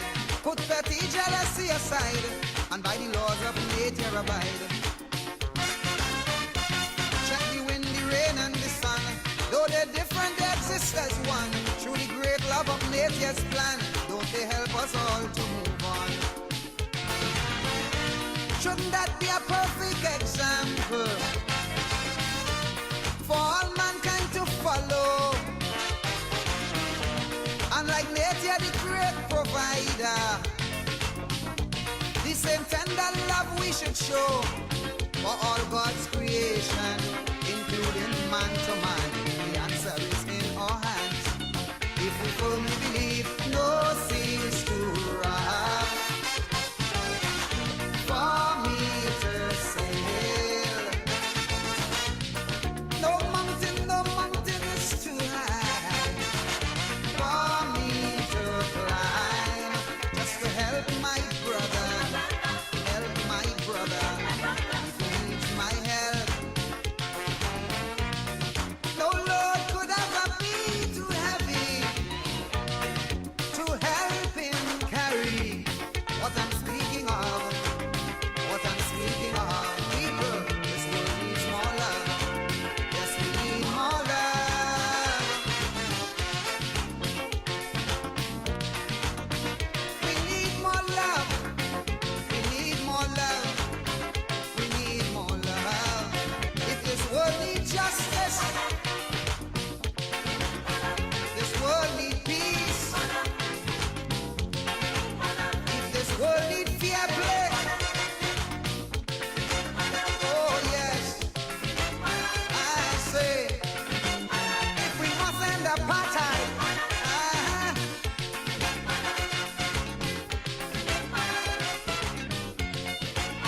unity is strength. We should go to any length to find more love. Yeah, brother Wussy, we need more love. I'm having a caravan that, eh? I see that. Yeah, I man. see that. You know, You deserve it. yeah, man. The place is hot, and I just figure, man, let me cool down. But when you get a chance, you check the thread. There's a serious, interesting conversation going on online, and that is what this program is about: giving folks things to think about and their ideas and stuff. Someone even put the various vests there, that and the caliber of bullet that they will stop. In New York, you know, we use different type, but I still use the plate because the plate is a sure stopper, right? That's something that I know to penetrate that you got to come with some special stuff, you know. And that vest is about 20 pounds. So, you know, you got to get a medical from your doctor to ensure that you could lug around that 20-pound weight all day. So it is true. That is true. yeah. It's no joke. Yeah, but it saved life, you know, the vest saved life. And when I went for my interview with the NYPD, the question was asked why I wanted to contribute to community and what I wanted to do. And I say, you know something, people beat up on the police. Yes, there are some bad ones out there, we know that. Some of them come in there to commit crime legally. They didn't come there to help, right? But if we want to be serious and be truthful overall, I guarantee if there wasn't police and military personnel on the streets of St. Kitts Navy, so around the globe, many of us would not sleep comfortable at night. You know, there's always a lasting joke out there that we don't like police and we don't like security, but whenever anything goes wrong, who do you call? The first person. You call them. And that is one of the things we're trying to get away from, is the reactionary behavior and attitude that has existed and plagued the police for so long. We do not want to be reactionary. We want to be proactive. I'm going to work and get in our security system to be more proactive than reactive. We don't want you to call us. If you call us, there's a problem. We want you to be able to live your life, do what you want to do. Really? And yeah. So, but it's like, I don't know what the people are saying because I haven't been able to look at it, but I will say this. You have good cops and bad cops. And there's a 10% who is always bad. Then there's another 10% who don't know whether they're good or they're bad, because they just follow who it is teaching them. And you find an easy way to do something, you cut corners, you don't do the job right. So when you start cutting corners, then we go to court and we lose the cases, or the police lose the case. And all of this comes because of the corruption and corrupt activities that take place. So the majority of policemen, however, for the people who listen, are good people. Some just went and joined for a job. But many of them went and looked at it as a profession, as a noble profession, where they want to serve and protect, where they want to give back, or they just love policing. They love the uniform and what it stands for. But the moment they start delving into corruption and corrupt activities is when they lose it. And that is one of the things that we need to help stamp out. Any corrupt cop must be made to face the music. I don't care who they are, because it makes everybody else look bad. One corrupt cop will make a whole force of police officers look bad. And so anyhow, my thing is, how do we fix that? You got to constantly train. You got to train. Now, I know policemen, I know the military, they frown when you talk about training. They don't think they have to. Some of them love it. Some of them want to do it. But there is a certain percentage of them who think that this training is a waste of time. You have to institute a regimented training program for police officers and the military personnel. It must be rigorous. It must be, you got to do it every week. You got to know every Wednesday, for example, is a training day. And if you're not working on duty, you must be at that training. You bring people from out of the community. You bring a doctor to talk about medicine. Why shouldn't you choke someone with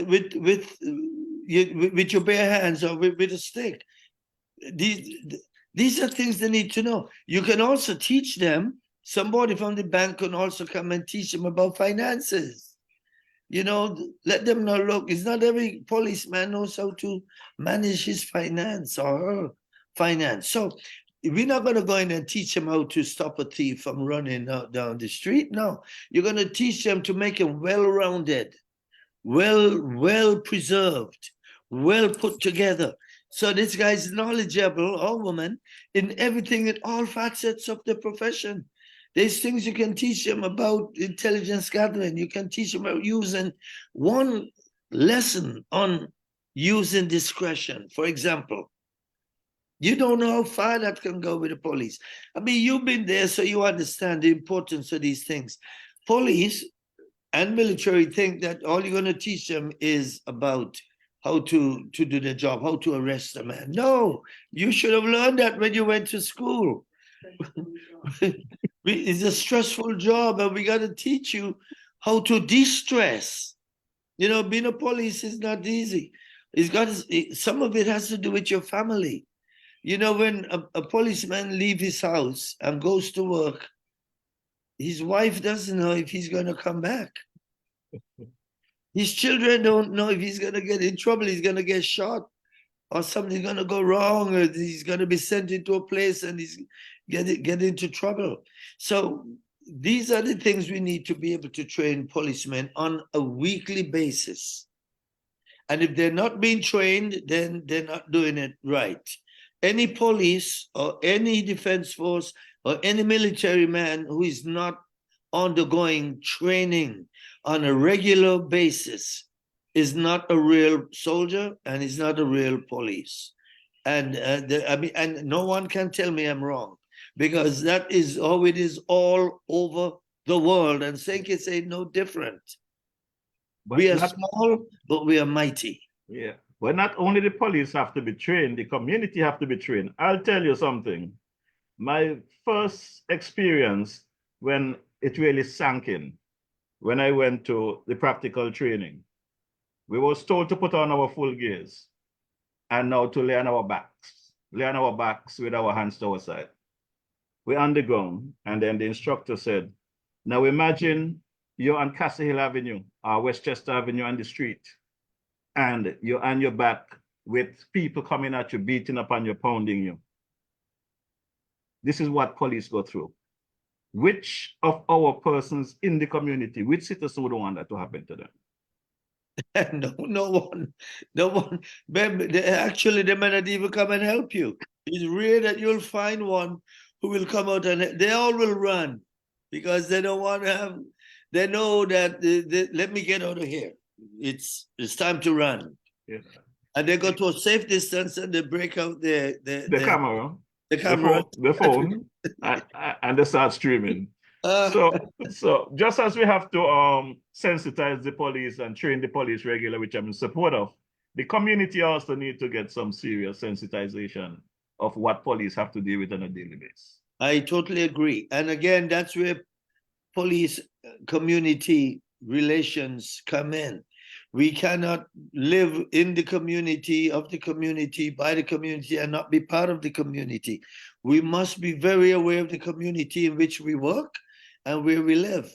And I was in California. I'm not saying we should do this here.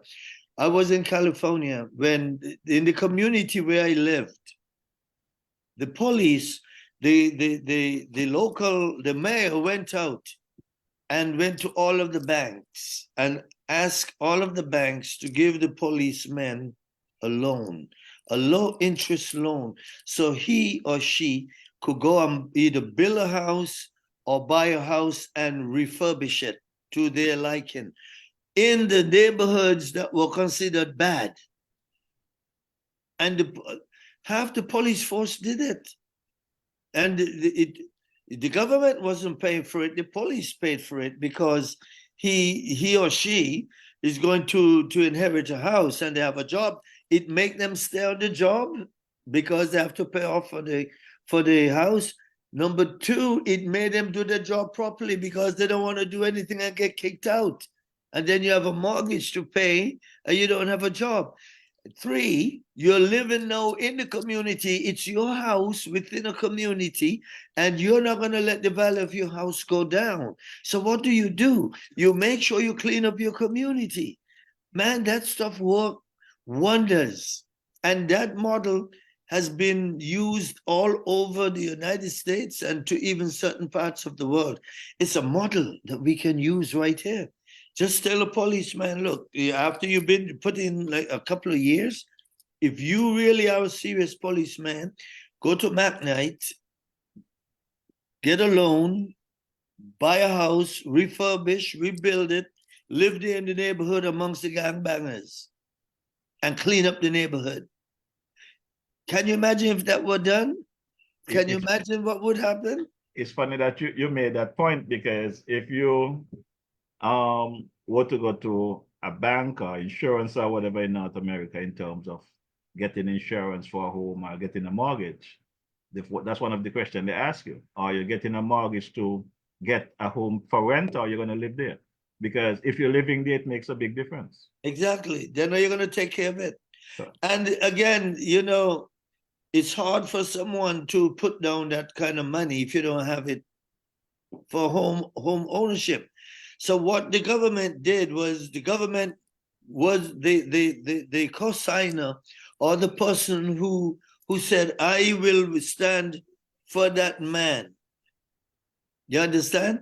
They will look at you and say, well, if the government is going to sponsor you and make sure that they will incur your debt if you decide to leave, then here's the loan. And believe me, though, I've seen communities turn around just because policemen moved into that neighborhood. The bad guys moved away and went elsewhere. And that's what we want. We want the bad guys to go somewhere where they can do no harm. You know the problem you're gonna have here in St. Kitts Nevis?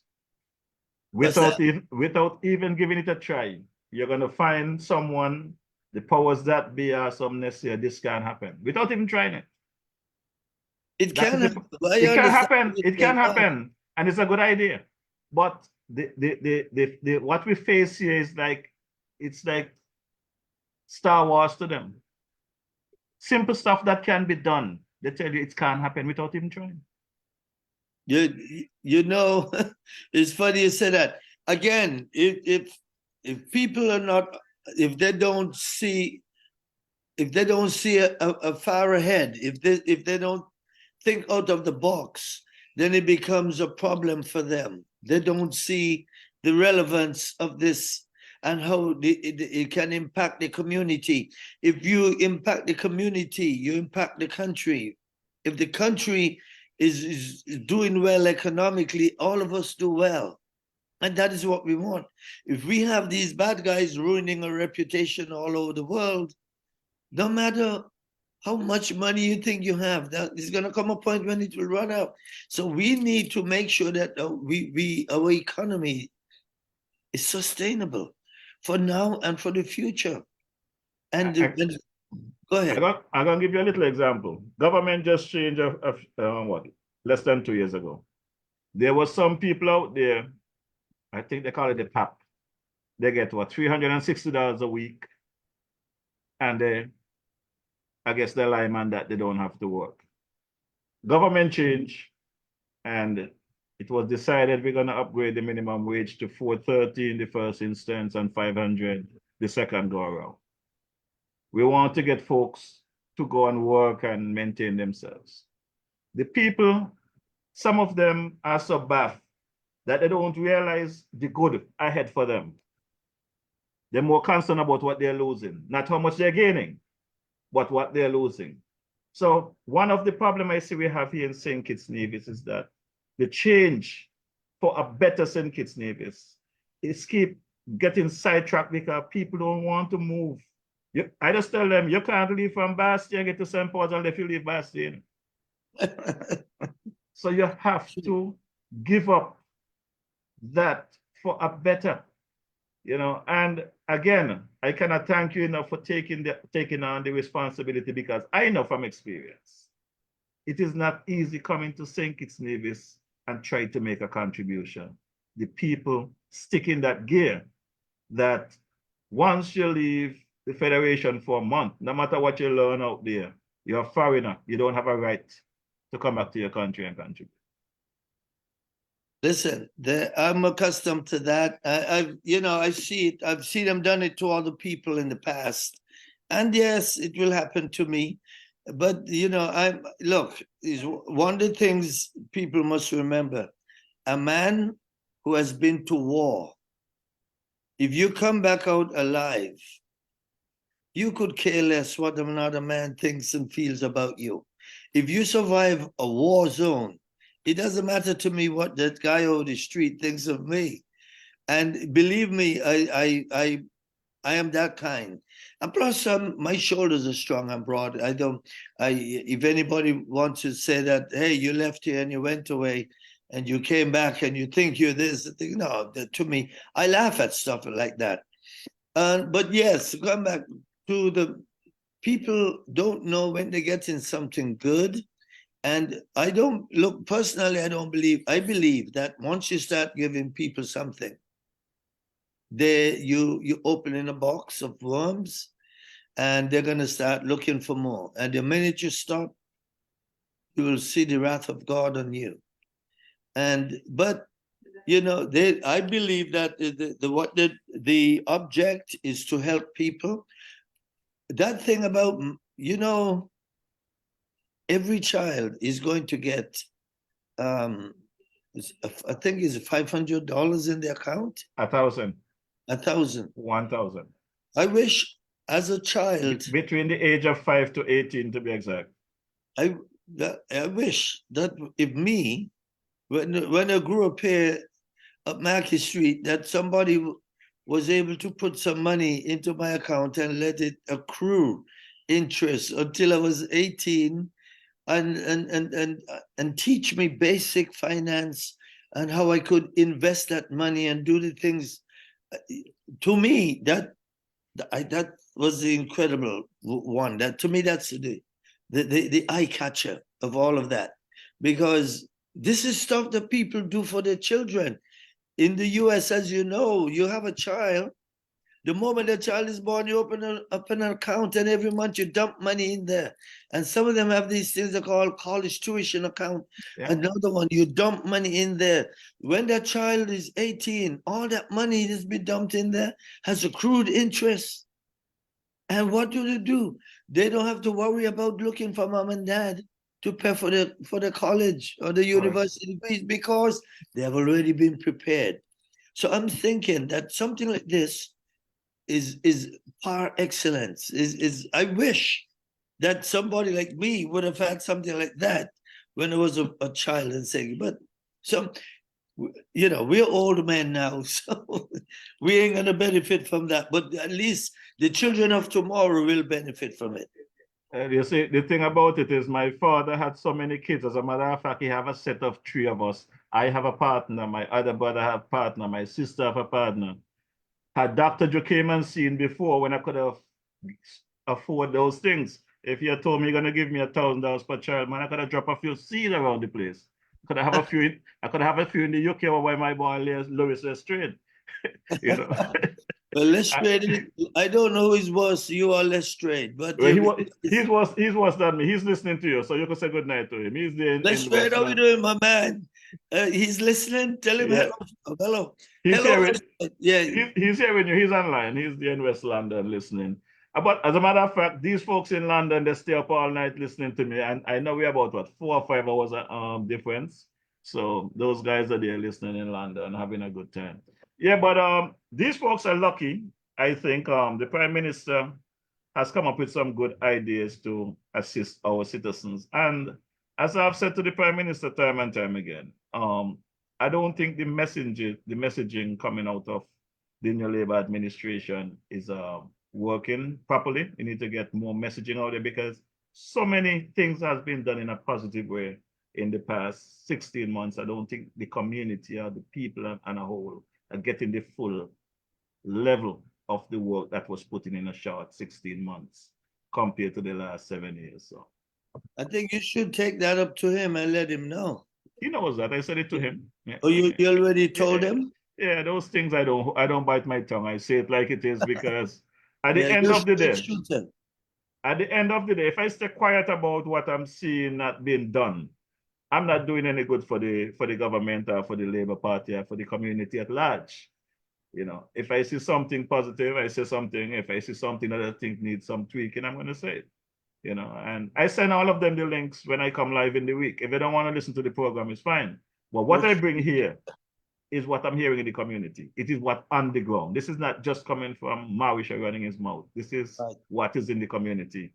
And I can say to you, the folks online, they're appreciative of you. Like I said, when you get a chance, check the thread. They're appreciative of you, and they appreciate your efforts. And I know together as a unit, working together, you're going to accomplish your mission. Well, you're a man of the people anyway, so your ears are always on the ground. You know what's going on. You are doing this. You have been doing it for quite a long time. And so you have amassed a certain following, a certain amount of loyal followers. And, if you have Lestrade on there listening to you, good old Lestrade. Yeah, man. And it means that people trust you. And it is people like you who are out there, amongst the people, listening to the people. You are the eyes and ears of the people. So when you come on your program, I think that people should really make a strong effort to listen to you and hear what's going on. Because you bring in the feelings, the thoughts, the emotions of the people from the street, and you're putting it on air. So this is a good one. It's good. You said that you normally send them the links. Do they listen? They listen. Or at some Basically, point. If not live, they listen at some if point. not live, they listen. You know the funny thing, Dwyer is listening to, you know. I remember back in the days. Right, Dwyer's listening. Let me say Yeah. hello to Dwyer. Dwyer, how are you, my man? You know, Dwyer is, I have to big up Dwyer here. Dwyer is one of the most serious men when it comes to safety and security of the Federation. He knows his stuff. I hope people don't take him lightly. He knows, he's like you, he's a straight shooter, so maybe he might offend people. But I will say, when it comes to his work, his knowledge, I've listened to him many times. I've read his works many times. And Dwyer, I'm one of your fans. So just know that I'm here for you. Keep up the good work, and when the time comes, I'll reach out to you as well. Yeah, well, he's a former Minister of National Security, so I'm pretty sure he would got some ideas. Yeah, definitely. And he knows what's going on. Yeah, definitely. I mean, his commentary that he bring weekly, I play them here weekly, and it moves the people. People reach out to me. They look forward to hearing his commentary. So I hope that he's back on track next weekend so that we can get a commentary in for the new year.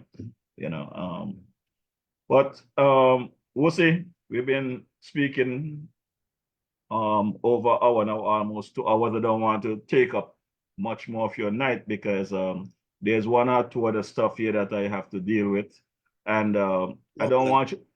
I do my 2020 politics, and I don't want you to get caught up in the crossfire, because first thing they're gonna say, oh, you bring the national advisor on screen and you're there doing your politics. And it's not about politics for me.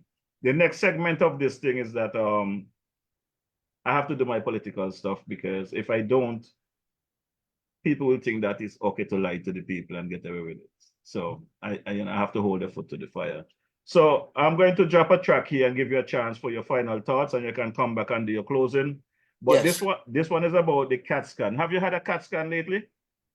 Well, you know, I'm a military man. I have to go get my CAT scan. You know, I have to get my annual physical. Otherwise, the vets will call me and say, "Hey, well, what's the matter? You need to come in." So yes. Well, I'm gonna drop this CAT scan for you and give you a chance to get your thoughts together for your final wrap up. Stand by. Thank you.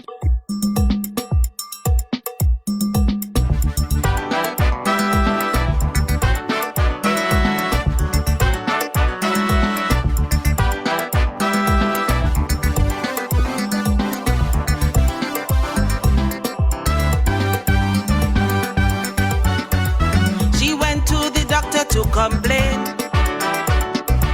how she had splitting from a migraine. Right away, this young physician said he want to give her a CAT scan. She tell him, not because you think I come from country. I ain't coming here to let you fool me. I suggest you treat me for my condition. There's no way I'm bringing my cat for you to scan. Let's get one thing straight, doc. You ain't scanning my cat. I complain for a migraine. What my cat have to do with that? I know you take me for a simpleton, but you're not a veterinarian.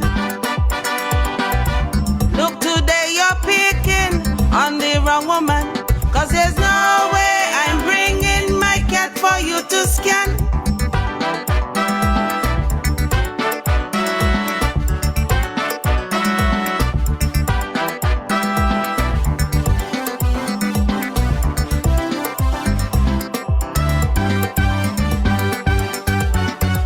The doc told her, listen, young woman, I think you have the wrong impression. He explained to her that a CAT scan is similar to a mammogram. But despite the doctor's explanations, she kept on voicing her objection. I told you of my complaint, but like you wanna quest, because now you want to examine my chest. Let's get something straight up. You ain't scanning my cat. I complain for a migraine. What my cat have to do with that? I know you take me for a simpleton, but you're not a veterinarian. Look, today you're picking on the wrong woman, 'cause there's no way I'm bringing my cat for you to scan.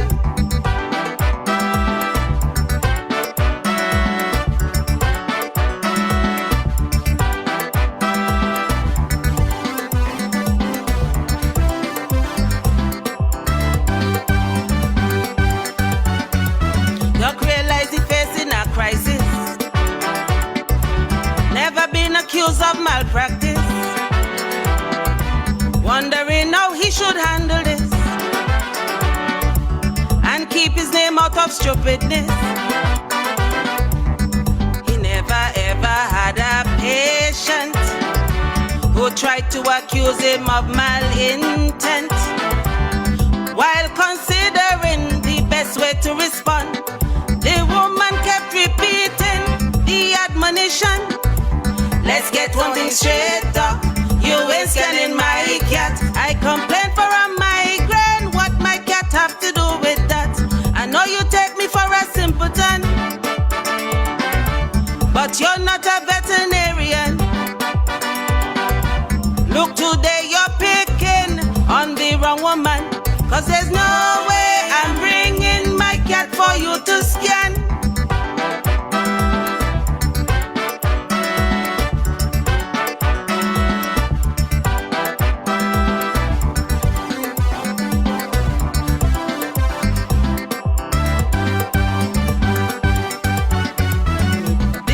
Took the decision to treat her with a sedation. He said, I'm going to give you an injection, after which you'll have to lay down. But she said, Doc, you're acting real suspicious, like you want to make me unconscious, to put me in a state of helplessness. So now you can start scanning my cat and my chest. Let's get something straight up.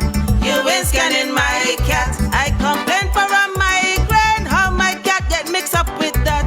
I know you take me for a simpleton, but you're not a veterinarian. Look, today you're picking on the wrong woman, 'cause there's no way I'm bringing my cat for you to scan. Oh yeah.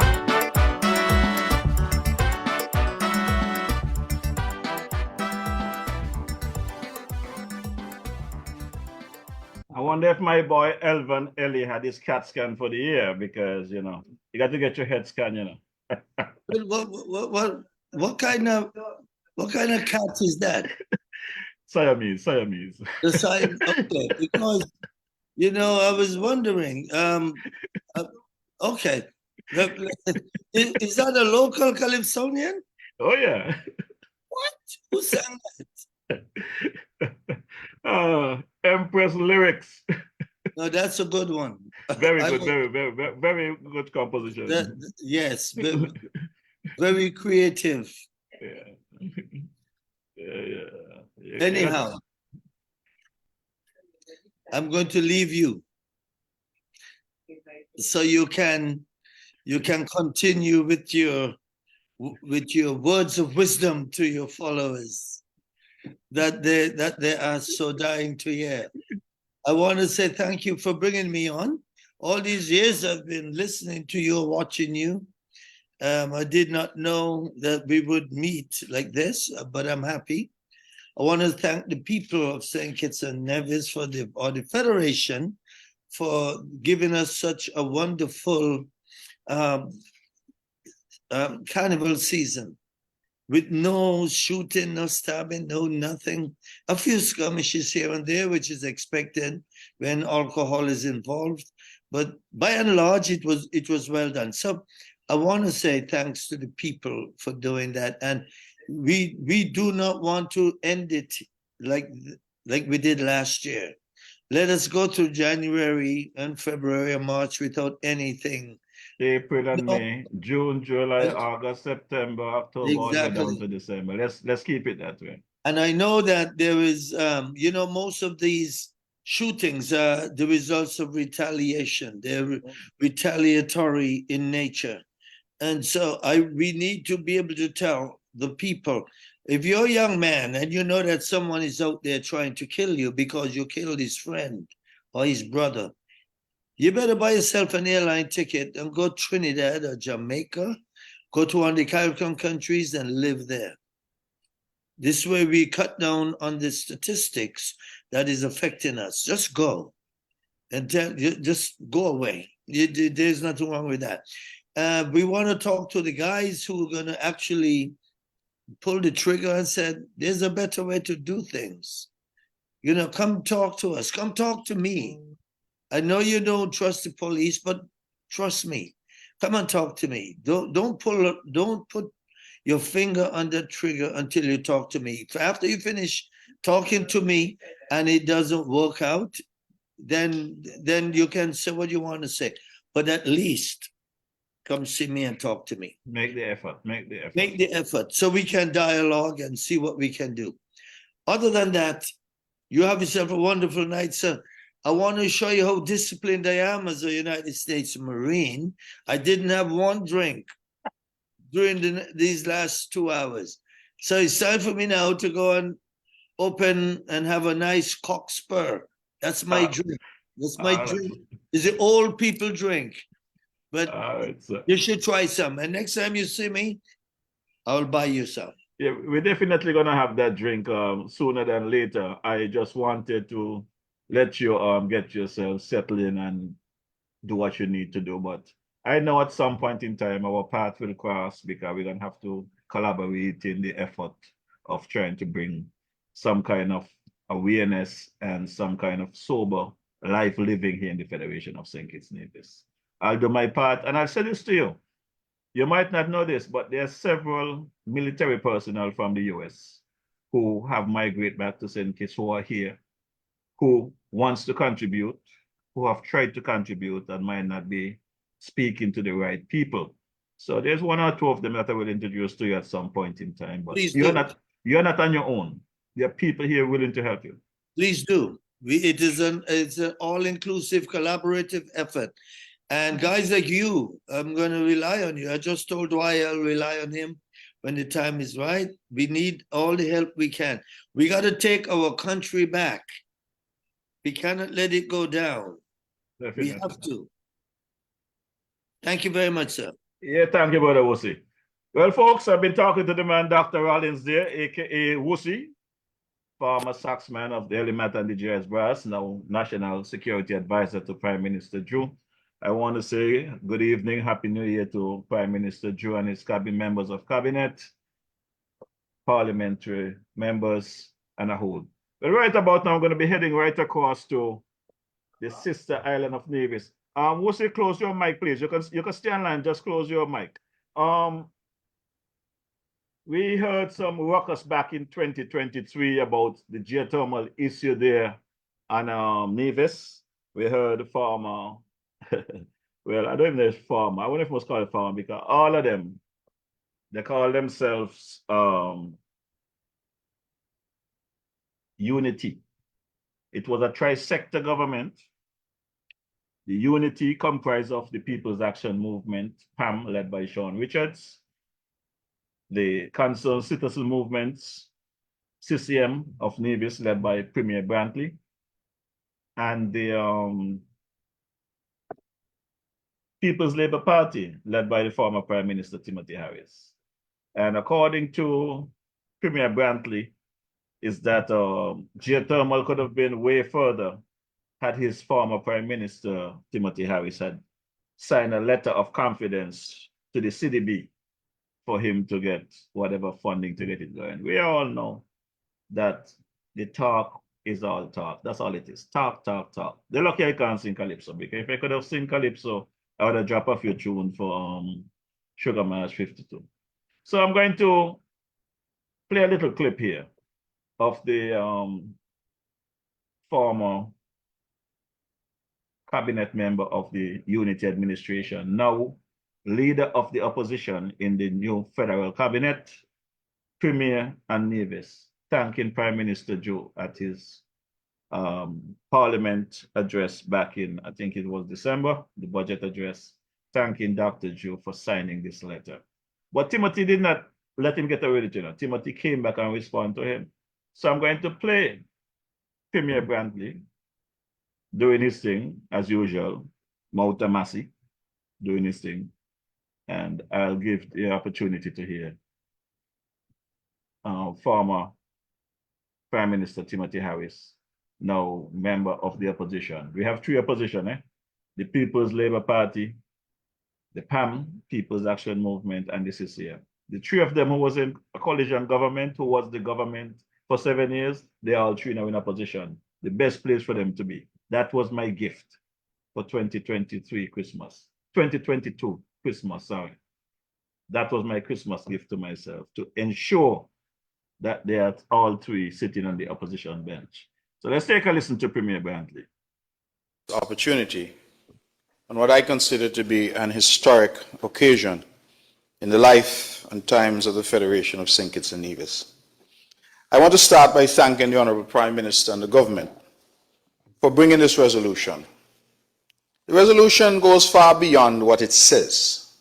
I think I want to speak to what the resolution portends for the sustainable island state that we keep hearing about. You know, in a very strange way, and I hope not to be controversial, but in a strange way, if this geothermal resource were located in Sandy Point, it would have been developed a long time ago. If it were an old road, it would have been developed a long time ago. The problem with geothermal is that it's in Nevis. And because it has been in Nevis, it has languished, even though it represents the answer for the Federation of St. Kitts and Nevis. It has languished. I was in a government for 7 years and we couldn't get it moved.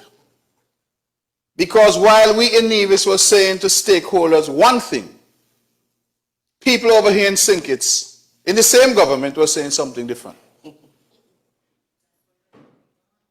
While we were talking about developing geothermal energy in Nevis for the benefit of the entire country, we had discordant voices over here in Bastille saying, let us try to see if St. Kitts has geothermal. Let us try and spend money to prospect and to investigate whether or not we have the resource in St. Kitts. And that's why I started where I started, because we would not have had that if the resource was located within the geographic confines of St. Christopher. It's an unfortunate commentary on our nation that we were at that point. And this is why I said today is historic, because it took a change in government and a change in leadership and a change in philosophy for us to now be at the point where we are. And I'm grateful, and I say that publicly, because long after I am gone, I am hopeful that these types of efforts and the message that they send will speak through the generations to come for the benefit of our children and our children's children. I have publicly commended the Honorable Member for number 8, our Prime Minister. He's over there and I'm over here. But when good things are done, we must say that they're good things. And I've publicly commended him because we needed for a very long time a letter to go from the federal government here in Bastille to the CDB, simply to say we support this project. And we could not get that letter. We could not get that letter. And to the honorable gentleman opposite, Prime Minister, to his credit, at our very first meeting after he became Prime Minister, I raised the matter with him. And in very short order, the letter went to the CDB. That was the only missing piece for the CDB then to consider. And ultimately, on the 9th of December last year, their board approved the $17 million US. That is. So according to Premier Brantley, his prime minister in his team unity administration refused to sign that letter of comfort for the CDB. And upon election of a new government with Prime Minister Joe, and his first meeting with Prime Minister Joe, he brought up the matter with Prime Minister Joe, and that letter was signed and sent off to the CDB. And all is well with Geothermal. Well, take a listen to the former Prime Minister Timothy Harris and the real Straight Talk show with Ian Patches Liburd just last week, responding to Premier Brantley's statement in Parliament. The question of the geothermal clearly is an important matter.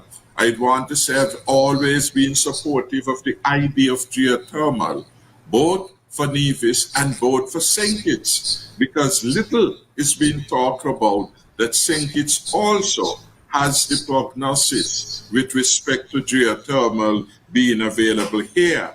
And we have had some overtures and some work done by a French company and other involvement at that level. And you, Mr. Moderator, our host, had been the Minister of Energy, Public Infrastructure, and you would have some knowledge of that. I want to make it absolutely clear that Mark has been his usual dishonest self and attempting to blame others for his huge failures. I want to make the point very simply that geothermal has been around, or the talk of it, since 2004 under a CCM administration led by Premier Vance Avey.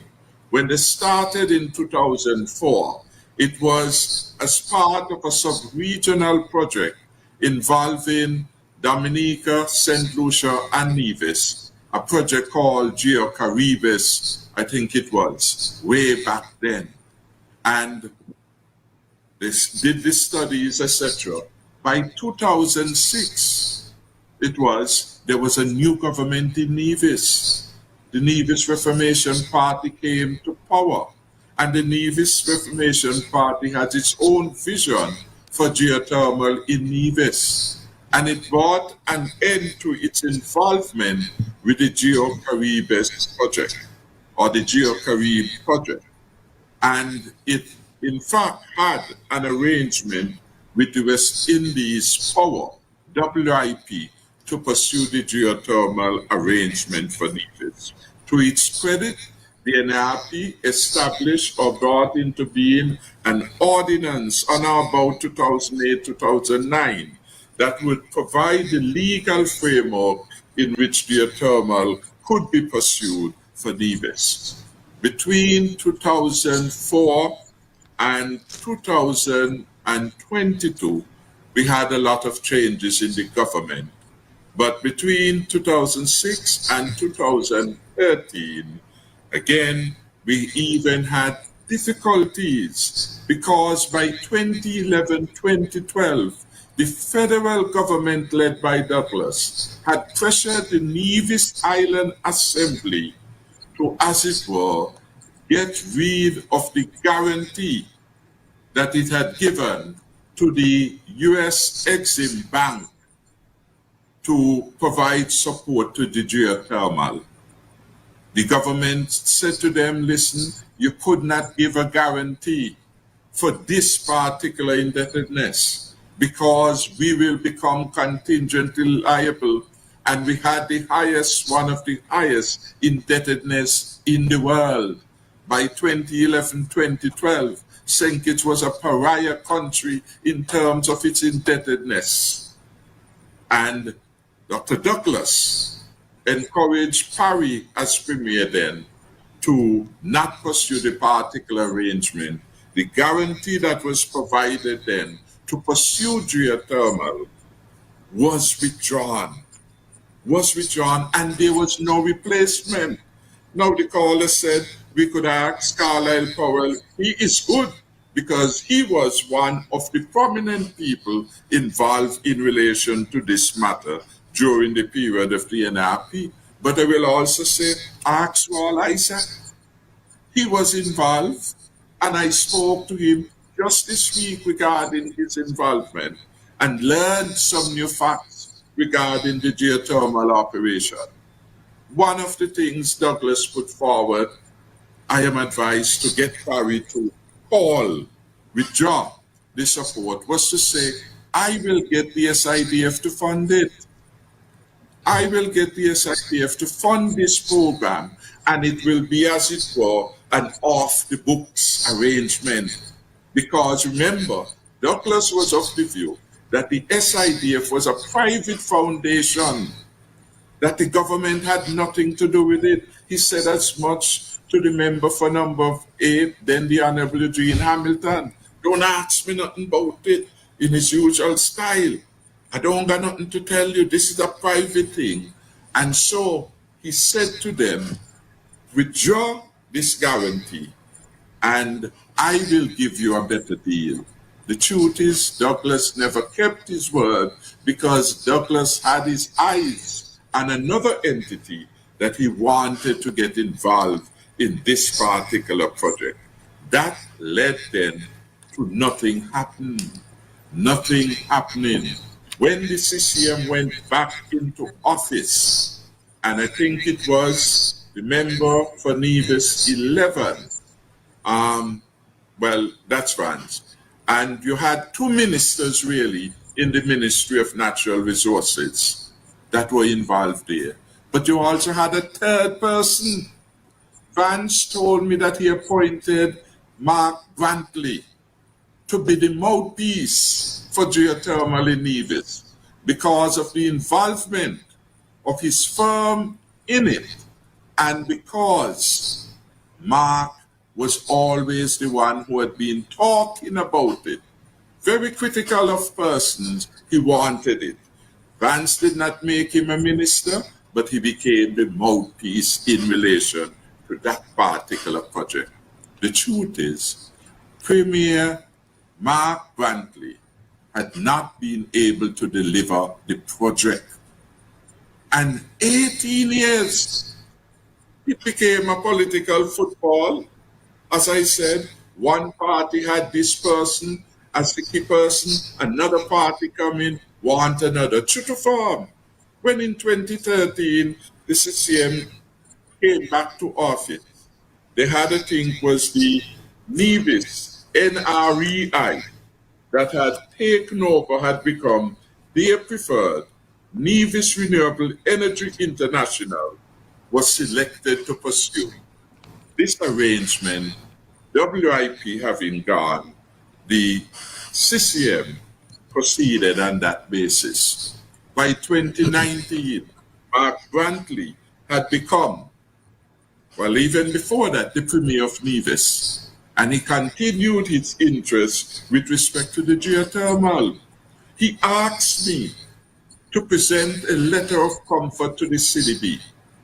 In fact, I was away when he asked me. I spoke to him, I spoke to the senior minister, Van Samry, about it. And I was advised to request of him a full accounting for the geothermal project. Because persons who had been part of the administration was aware that apart from excessive legal fees that they knew about in relation to the geothermal, nothing had happened. Nothing was happening with geothermal. The usual smoke and mirrors, blame somebody. Nothing was happening except the legal fees had to be paid. Who was the beneficiary? Let the insiders speak to that particular matter. And in fact, when I asked Mark to give me the report, Mark gave a number of reasons. He gave the history. He didn't give a breakdown of the expenditure, but he did say that one of the deficiencies in the approach, one of the deficiencies of the early approach was an absence of technical advice on the Nevis Island administration side, and that he had found assistance from the U.S. State Department of Energy.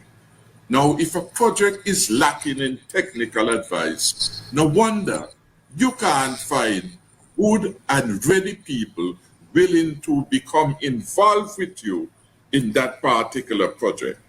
And so they went ahead, they signed the arrangement with the Nevis, let me get the name correct, Nevis Renewable Energy International was selected to do the bid in 2014, giving them the right to develop geothermal. By 2015, according to Mark's report to me, the Nevis utility company Nevlec signed a power purchase agreement with NREI in October of 2015. NREI, according to him, writing what he was writing to me on this matter, he said that these people were finalizing to commence the build out of the project, etc. And between that period, really, up until now, nothing substantive had happened because the project had been bedeviled by the internal politics of Nevis, changing from one person to another. It was bedeviled by the withdrawal of the guarantee by the Nevis Island administration under pressure and inducement from the federal Labour government at that particular moment in time. Having examined the matter, sent the matter to the financial secretary, I promptly issued a letter of comfort to the CDB, having regard to the promise made and the word of Mark Brantley that, listen, we will not expose the federal entity as a result of this. He's a lawyer. I trusted his word then. So I have given fullest support to geothermal. Fullest support to geothermal. Wrote a letter of support, requested, and I did it after getting the technical input because I am a careful person in terms of my responsibility to the public. Nobody will come, fling a letter across my desk and say, sign for me. I am trained in matters of accounting and finance, but the rules require. And legal matters, I get the advice of the Attorney General. And financial matters, I get the input of the Financial Secretary. And that is what I did. And so I sent the letter. I am hearing Mark said, well, in 2022, another letter was sent. Well, how many letters do you need to convince people that this project is viable? In my budget delivered in 2021, budget addressed for 2022, at paragraph 68, I made clear that we were supportive of geothermal as part of the broad agenda for the development of St. Kitts and Nevis. I have never wavered. I've always been among the strongest in my support to those who were proposing geothermal. And indeed, Mark Brantley lied when Mark Brantley communicated that we were competing with Nevis. Mark Brantley was in my cabinet when Vance Henry was my trusted senior minister. And you were there, I think, too, Mr. Mark. When we had the discussion about how this will work, do we ignore the potential that St. Kitts has, or we pursue vote? And Vance, being the statesman and the wise man that he was, said, listen, fellas, there's no need for any either-or situation. These projects are not mutually exclusive. We could very well pursue geothermal on St. Kitts and geothermal on Nevis. And that was the agreement of principle which the cabinet had. It was like saying, well, St. Kitts is pursuing tourism, so Nevis must not pursue it. Nonsense. It's like saying St. Kitts Nevis is pursuing movie making, so St. Kitts must not be part of it. There is more than enough for both, and therefore there was no competition except in the mind of the devious person. And Vance saw through the all talk and no more be, fraud and no more be. And Vance brought wisdom to my cabinet. He said, let both projects go through. So there was never an issue of competition. And I am saying, once a letter comes to me, because we have a pattern and the protocol, and any matter of finance, it will have to go to the financial secretary. The cabinet secretary knows that. My personal assistant knows that. The PSs knows that. The PSs knew that. And that is how we operated. So if anything came to me, anything further, which you would wonder, well, why every minute somebody needs a letter? Is it that they don't trust the NIA? Why they were requesting repeatedly for the same thing? But what was happening also was that the dynamics were changing. And by 2015, the IMF in its report was saying to our country, you now need to revisit again geothermal in light of the changing scenario as it relates to oil prices, etc. Because that had implication, in one hand, I guess, in terms of the competitiveness. Mark Brantley is not telling the truth, but we have become accustomed to that. Mark Brantley, by 2022, had been the creator of mischief within the team unity government. Mark Brantley had sent communication off to the CDB, I was aware of, having spoken to the financial secretary, and attempted to work around the government, because by that time he was undermining the government.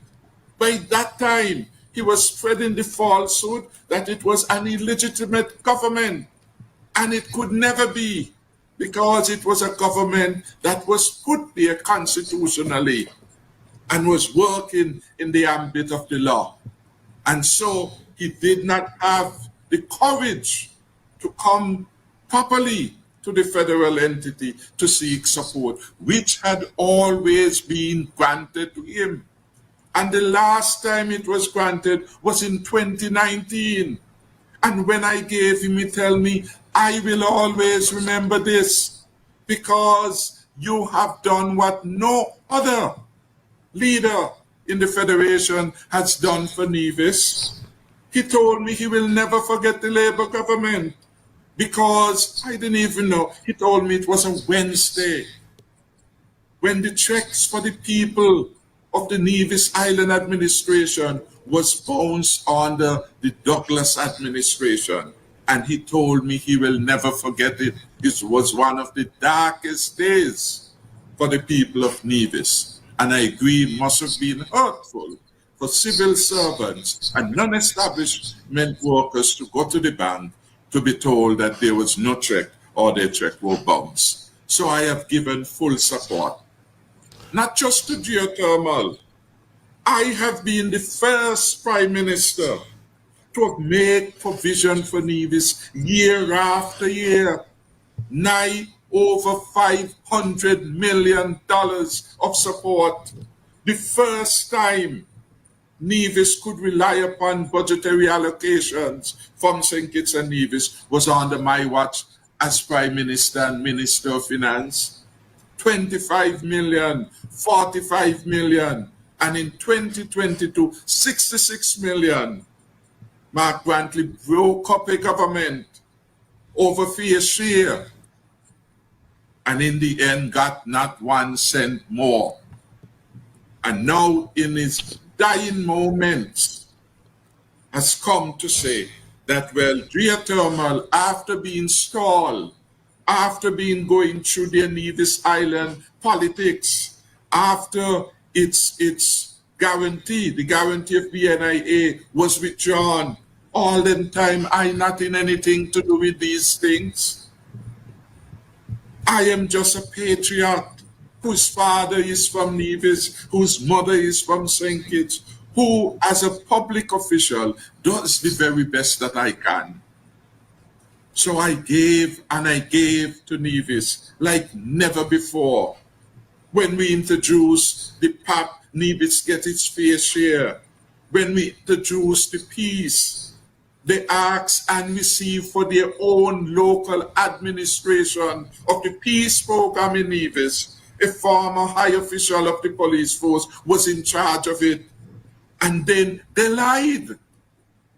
They lied in order to bring a breach of trust against the government and said they didn't know about the peace program that did such marvelous thing for the people of Nevis and for the people of St. Kitts. So this noise now about not getting a letter and Joe sign a letter, well, Joe is not Dr. Harris. Joe is an inexperienced person, not knowing with whom he's dealing. I know what Premier Vance Emery went through. I was with Vance the Saturday before he left this country. The cabinet secretary was with me and Senator Wendy Phipps. They all were with me. And Vance bare his heart out.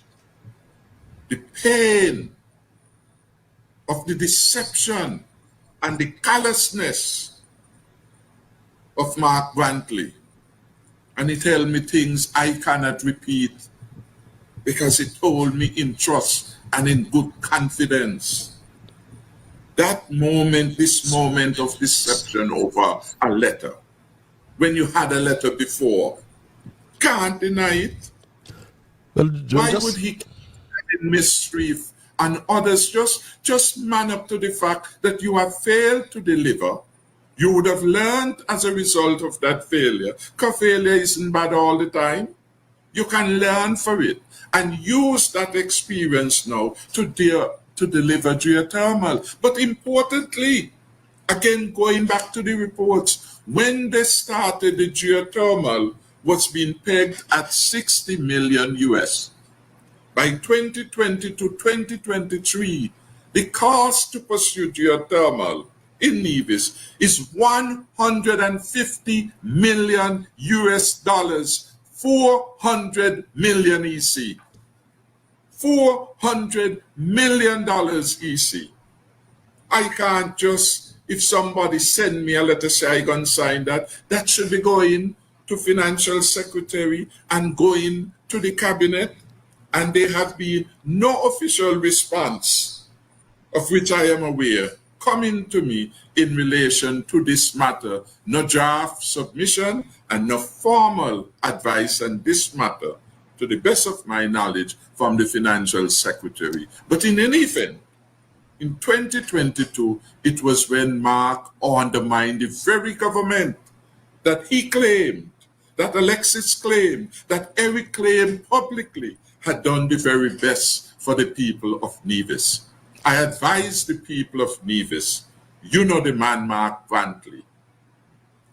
Treat anything Mark Brantley says with a grain of salt. And if this is not the geothermal project, the same can be said with respect to the Vance Emery Airport. Nothing has happened but talk. And that is what Mark is good at. So that is former Prime Minister Harris' response to Premier Brantley talk about not having the letter of comfort signed by him under his administration for the geothermal project. So as you know, they're saying, mouth open, Tory jump out. When the wind blow, you see fall backside, not before that. But we're gonna go a little further with Mark, you know, because I have a little interview here with Brother Edinburgh with a gentleman by the name of Dr. Christian Berry in regards to some insurance policy matter. So we're gonna just take a listen to this interview with Brother Edinburgh. My name is Dr. Jonathan Christenberry, and I am an eye surgeon from North Carolina in the United States. I understand that you were in the Federation of St. Kitts and Nevis recently. Please, you feel an injustice has been done to you. Are you seeking justice? Yes, I was recently in the Federation of St. Kitts and Nevis to lodge a formal complaint with the white-collar crime unit of the Royal St. Kitts and Nevis Police Force against the directors of a bogus and unlicensed insurance company that operated from Charlestown, Nevis. What is the injustice that was done to you, Dr. Christenberry? $2,500,000 US was fraudulently taken from me by this insurance company operating from the island of Nevis, and they had no license or authority to sell insurance in St. Kitts and Nevis, and the directors have refused to give my money back. What is the name of that company that defrauded you, conned you out of your hard-earned money? There were actually two companies. I was told to put my $2.5 million US in the account of First Fidelity Trust, but the name of the insurance company that sold me the bogus policies was Fidelity Insurance Company Limited. Okay, the address of that company, what is it? The company was R.J. Solomon Arcade Suite 11, Charlestown, Nevis, West Indies, which is also the address of First Fidelity Trust. When did you buy the policies from the company, Dr. Christenberry? I was told to send $2.5 US to First Fidelity Trust on the 23rd of December, 2002, and the policies, namely a life insurance policy for $2 million and a business protection policy for $500,000, were issued within a few months in 2003. Was that $2.5 million US? Yes, for both policies. So,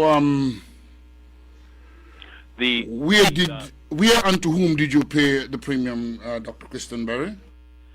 To the account of First Fidelity Trust managed by Sharon Brantley, who then paid it to Fidelity Insurance Company. Then I learned that her husband, Mark Brantley, was a director of Fidelity Insurance Company Limited.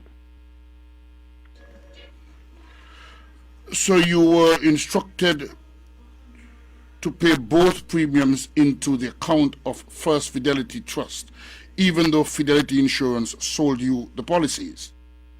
Yes, that is correct. Who was responsible for managing your trust?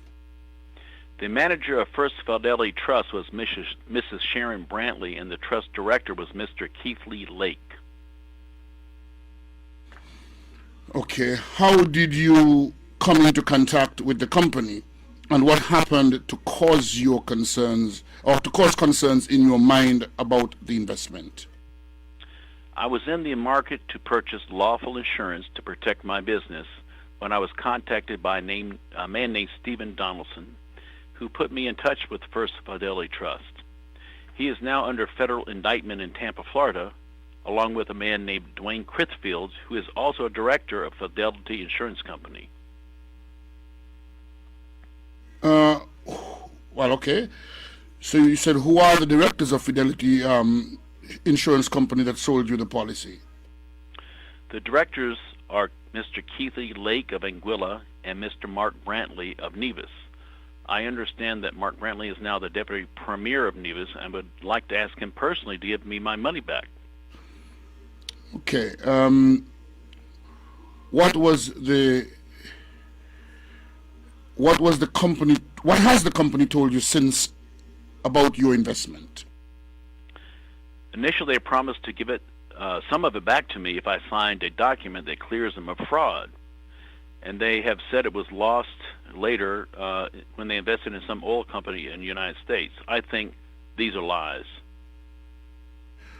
All right, then let me ask you, Dr. Christenberry, what are you asking the police to investigate? And what action would you like them to take against the directors of the company? Well, as you know, fraud is a crime. I think fraud was committed here by these directors who controlled these two companies. I'm therefore asking the St. Kitts Police to take the necessary actions like any other proper fraud criminal investigation. I've also contacted my district attorney's office here in the States, and I know that U.S. authorities are willing to cooperate with the St. Kitts Police to solve this matter. I'm also appealing to those concerned to do the right thing, and that is to pay my money back. Thank you very much, Dr. Questenberry, for...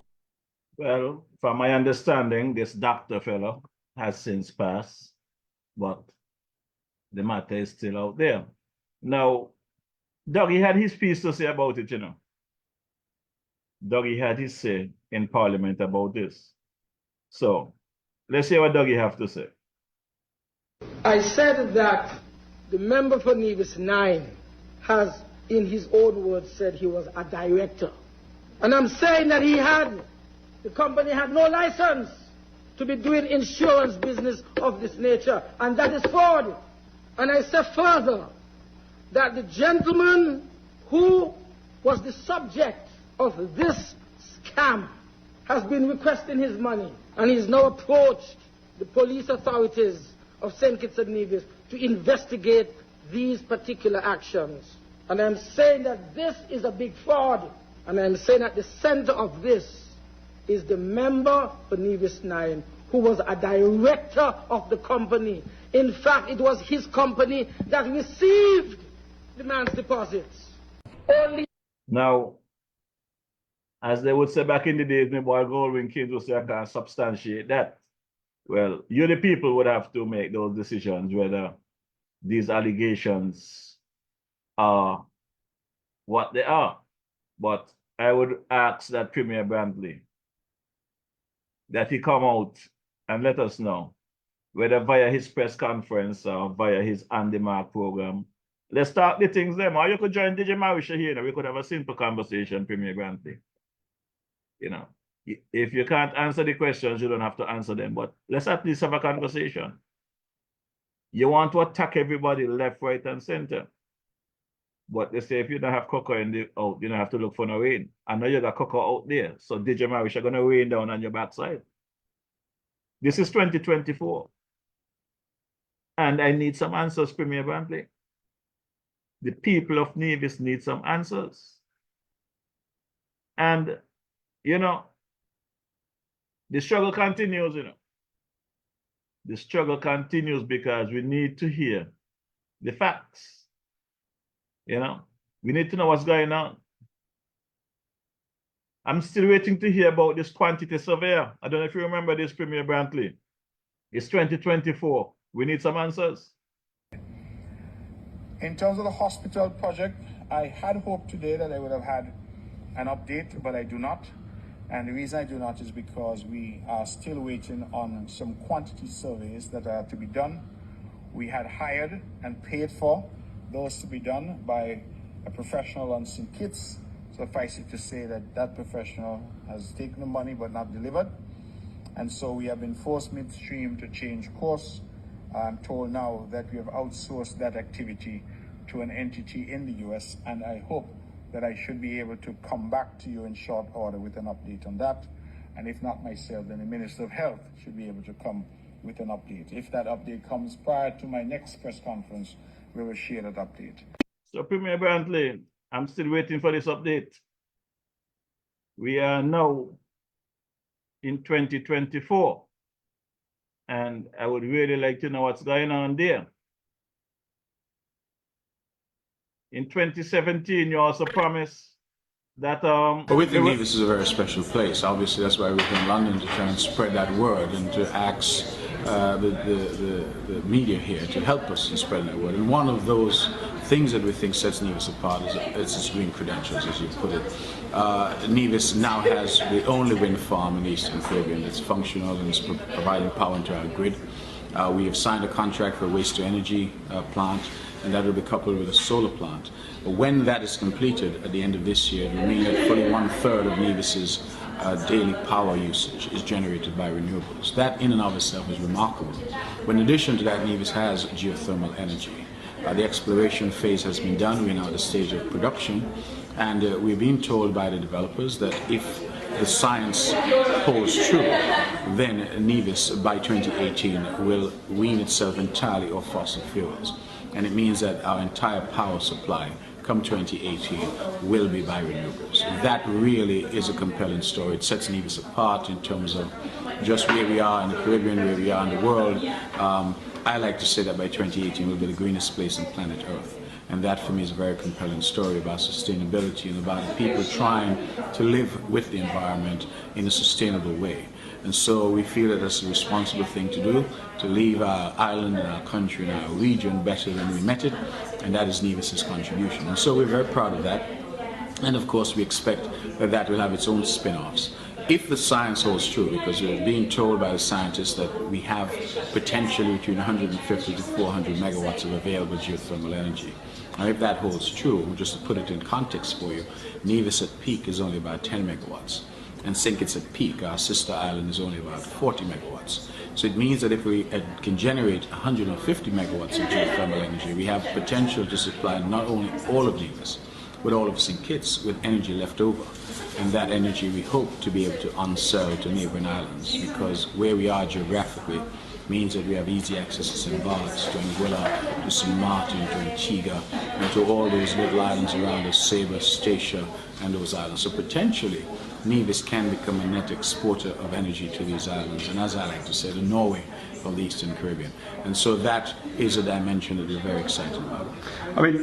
So that is Premier Brantley back in the UK, I think sometime back in 2017, giving the impression that Nevis will be the greenest place on planet Earth by 2018. Geothermal will be realized and all of that good stuff. So the talk continues, you know. But I still bring over some stuff from 2023, you know, because some of you online viewers, I know sometimes you all forget things. So I got to tap your memory. Remember Premier Brantley speaking about Dr. Douglas in the UK as well. So let's stick with the UK. Listen to Premier Brantley in Parliament in St. Kitts. They say a passenger traveling outbound from Gatwick to Dubai on Emirates EK010 was detained with a large amount of cash. The passenger did not declare the cash. They ended up with a total of 78,000 US in cash, 9,000 pounds in cash, and 2,000 EC. Mr. Speaker, I have not been known to come in this house with foolishness, you know. I don't practice that. This money was seized at Gatwick Airport under the provisions of the Proceeds of Crime Act. They said the passenger with the cash was identified through his passport as Mr. Denzel Llewellyn Douglas. Yes, so that was Premier Brantley giving his update in Parliament about Dr. Douglas, right? We're still having Premier Brantley going, you know. Let's listen to Premier Brantley speaking about the late Premier, Robert Llewellyn Bratcher. Now, and so the caller makes a good point, that it's as if you're asking somebody for the evidence when you know that that evidence doesn't exist because it couldn't exist. There was no mechanism to have that evidence from that period. What I marvel at, though, is that while some say the comment was never made, we are aware that in Nevis, ever since we were babies sitting on our mother's knees, that we were told that Bratcher made that comment. We go to Anguilla, and the people in Anguilla equally are convinced that Bratcher made that comment. And so the question has to be asked of how it is that so many generations of us in Nevis and in Anguilla were fooled, if you will, into believing that Bratcher made that comment when there are those now who are saying the comment was never made. I listened to a radio program recently and one of the commentators said, that is false, that comment was never made. And I smiled to myself because how would he know? He's saying it is false because it's convenient for him to say that it is false. And it is easy for you to say to people, prove it. How do we prove some of the things that we believe? Let's face it. Where does it come from? And the truth is that we have had a culture and a history of passing down information from generation to generation. And if you take a generation 40, 50, 60, 70, 80 years on and you say to them, prove that this was said in 1965 at a political meeting, it is impossible to do so unless you can find people who are physically there who can say that this is what happened. So really it's a debate, in my view, which is ultimately meaningless. The people of Nevis believe that the comment was made. There are those who support Mr. Bradshaw, who said he never made the comment, and I think that's as much as we can say on the matter. So this comment that Premier Brantley is speaking about, the Nevis people claim that sometime back in the day, Premier Bradshaw made a statement at a political rally that he's gonna give Nevis people bone in the rice and pepper in the soup. Premier Brantley, through his campaign, his rhetoric campaigning against the Labour government, tried to tie Bradshaw into the Labour Party because he was the leader of the Labour Party back then, while campaigning in partnership with the People's Action Movement, PAM, against the Labour Party. He's telling the people what Bradshaw did. The present Labour Party should pay that price and not be elected into office. But look at Mark Brantley today, leader of the opposition, part of the sitting government. But Douglas, I must have some advice for him. And I have been 45 minutes overtime so far. My boy there, brother Ivor Henry start off the year in the right track. Already doing overtime already. But I'll be getting out of here shortly. But let me allow Denzel Douglas to give Mark Brantley a bit of advice. Only you have sense. Nobody else in this parliament has sense. It bothers me because there is no need for that kind of arrogance. He's the most intelligent person in the world. He's the most sensible person in the world. He is the richest parliamentarian in the world. It's a glimpse of the nature of the member for Nevis. Arrogant, pompous, talking down to people. And that's not a good attitude for a politician. You need to change your attitude. You need to stop talking ill of people. So that's the advice that Dr. Douglas had for Premier Brantley. I hope he took that sound, solid advice in 2024 and do the right thing for the people of Nevis. Let the people of Nevis know what is going on with this hospital wing. Just be a better leader than you was in the past several years in 2022. Do right by the people of Nevis, Premier Brantley. DJ Morrishaw is open to the conversation. If you can justify all the nonsense you're doing, talk to me. I'm open to the conversation. But in the meantime and between time, I'm going to call it a night, and I want to thank the online viewership. I want to thank Dr. Rollins, the man Wussy, for stopping by and having a healthy conversation with me this evening. I'll be back next Wednesday, Gospel Live, for my second round of 2024. This program will continue to bring you the facts and the stats and the receipts as we go along.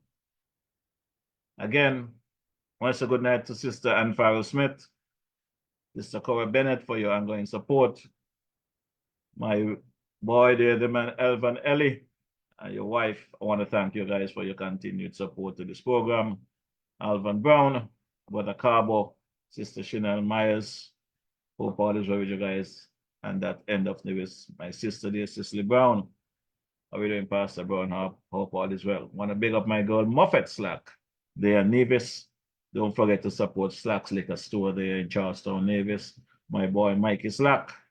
I understand you had some situation recently, some robbery at one of your business place. I would hope that the police was able to track down those criminals. You're a good man. You contribute a lot to community and to me personally. So I would hope that those kind of behaviors cease and your businesses and Nevis, because you give back a great deal to the community. I want to big up my boy there, brother Jeff Pemberton. Good evening, sir. Hope all is well with you. Look forward to having that drink with you.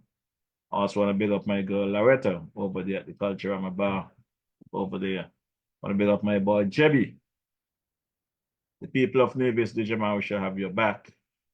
Sister Hazel Claxton, good evening. Sister Naomi Ward, Sister Joseph Buchanan and crew.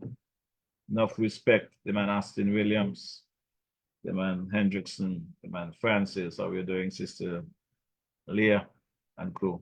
My baby girl, 6 heading and 7 going and 17. Proud of you, my baby girl. You know, but come to think of it, before I go into my closing, I want to play a clip. My cousin there in Anguilla, Sister Cecilia, sent me a lovely Christmas tribute there for the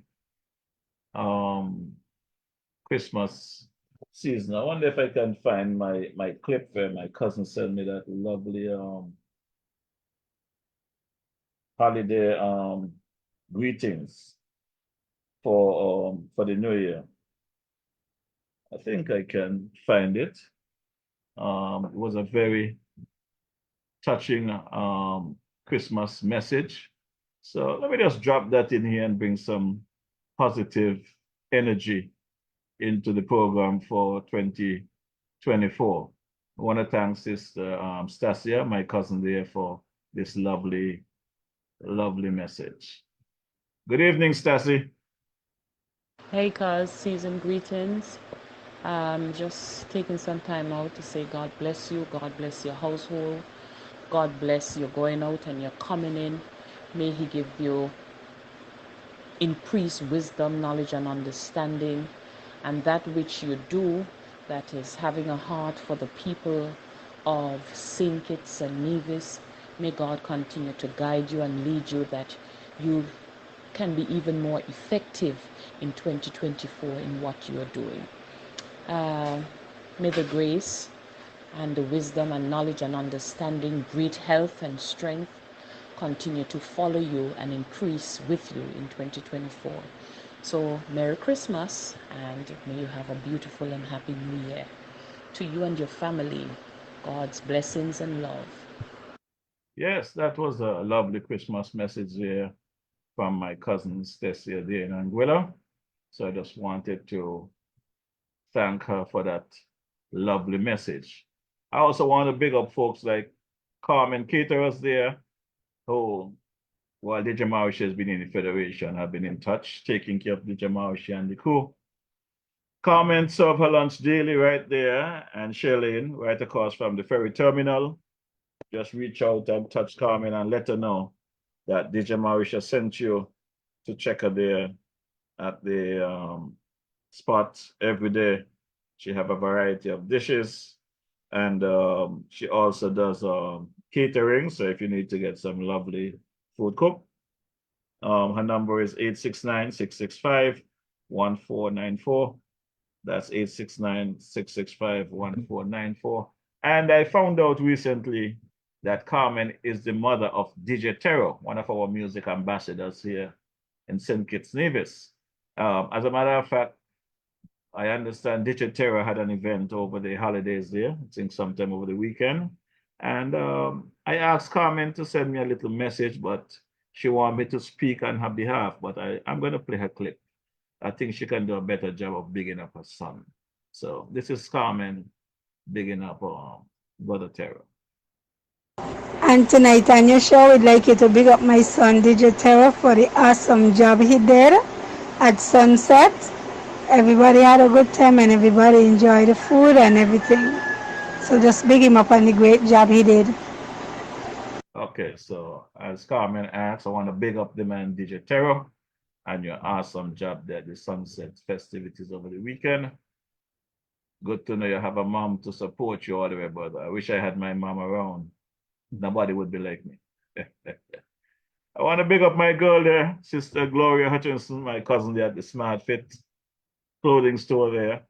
The main location is right in Central Street in the old Simaco building next to Skelec.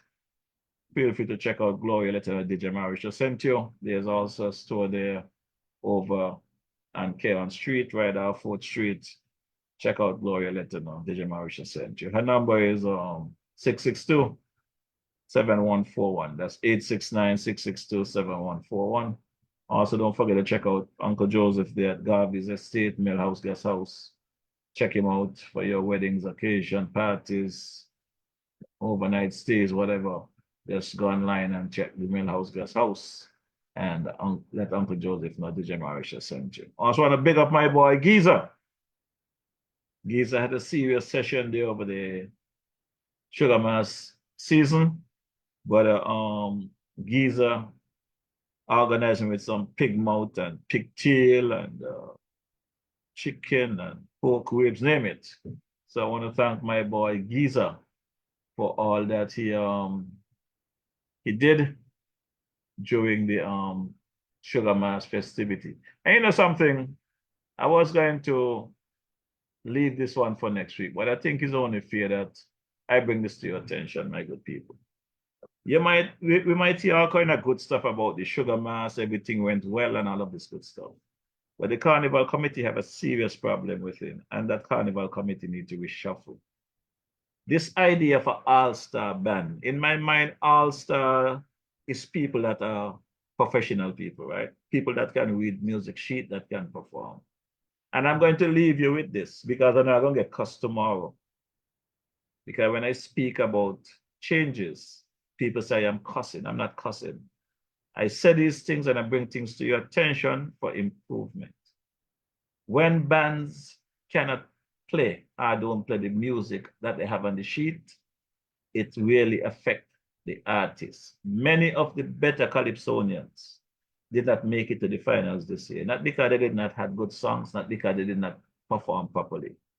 Technical issues such as sound system, band not playing their music.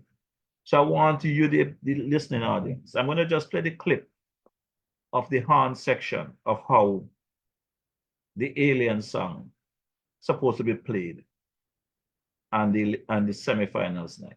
I'm going to play the original horn section that was recorded by Malvern Gubbs. And then I'm going to give you what the All-Star Band played at the semifinals. And you tell me, you judge for yourself. Lord Kent, the musicians out there will go. You tell me how you guys feel. Director Monarch, Sister Shannon Harley, Chief of Carnival, the subcommittee chairman of Calypso,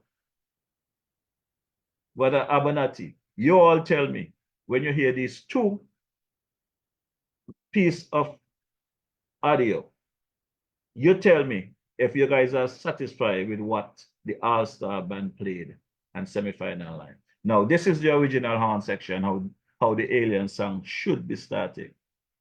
This is the original, so take a listen.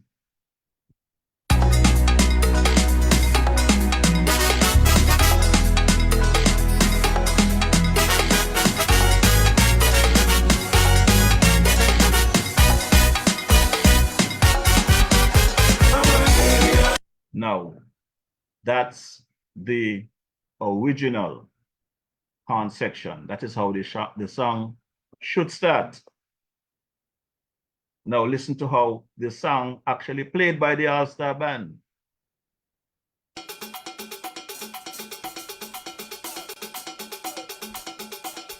Good night.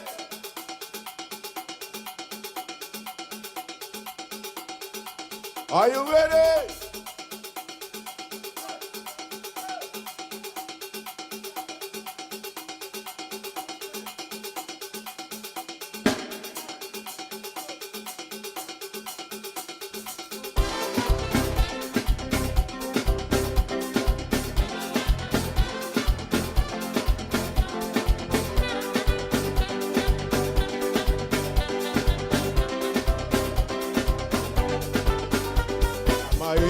Now, for me, it was very painful and heart-wrenching to listen to the All-Star Band backing up Mighty Pat and the semi-finals night, because I know that is not the song they were playing. They were playing two different songs.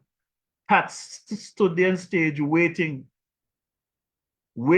for the band to start. The band ain't start playing the horn section yet. Take a listen again to the original horn section that was practiced, that is on the music sheets that the band should have played. Take a listen to the horn section that should be played.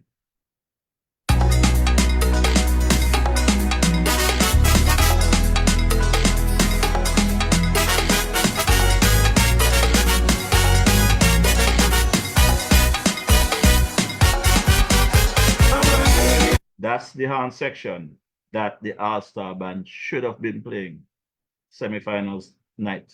This is what they actually played instead.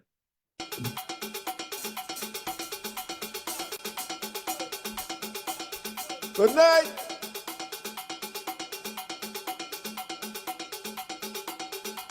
Are you ready?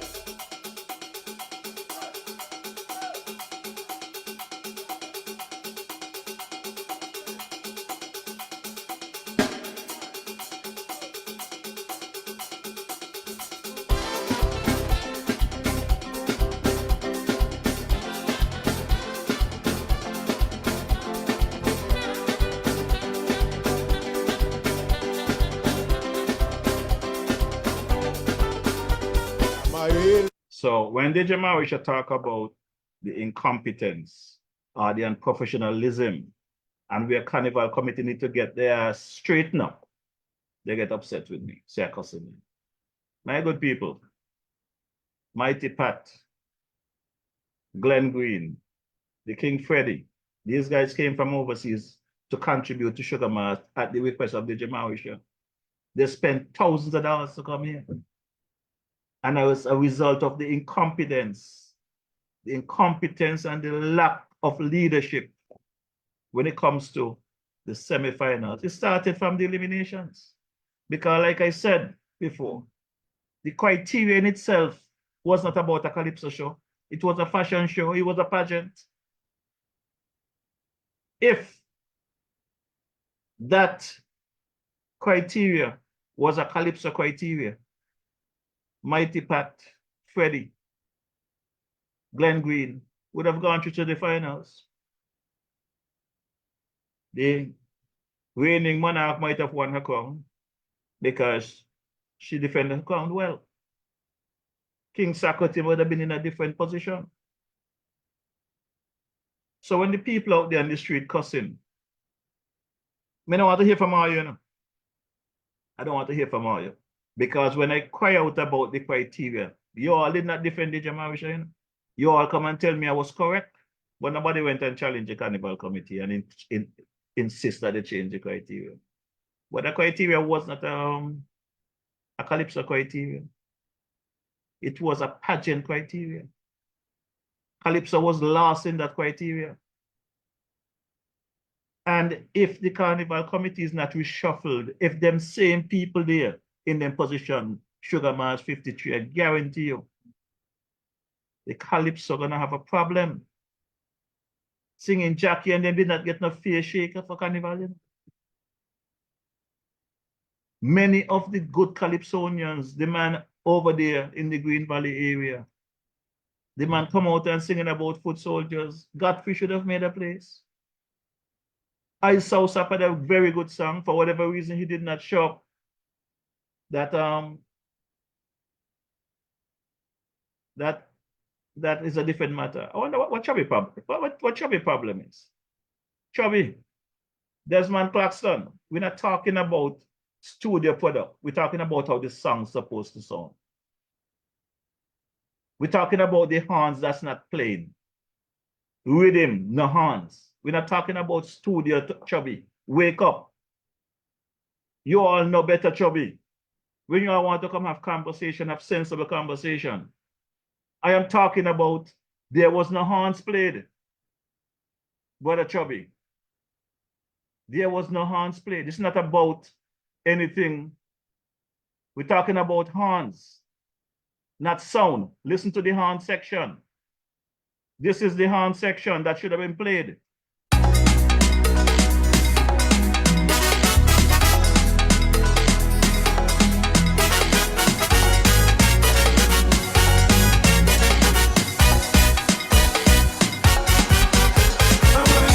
That's Hans Chubby.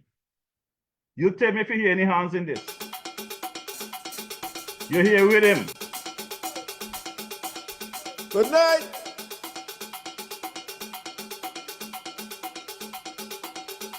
Are you ready?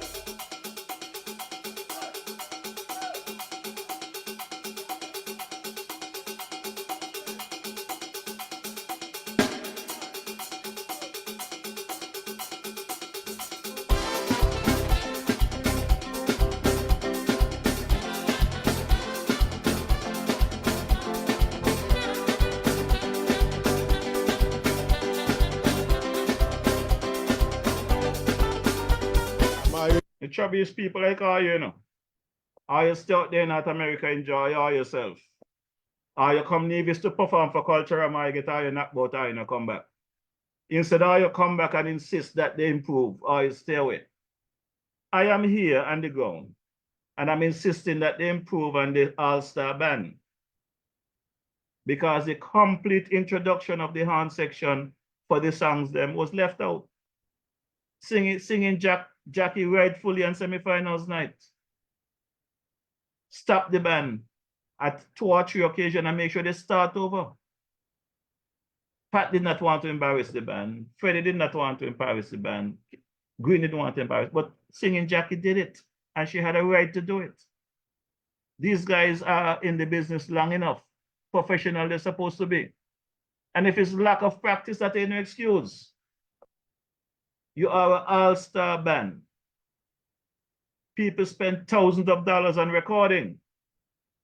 Airline ticket, hotel accommodation, took time from their work to come here to participate in Sugar Mass.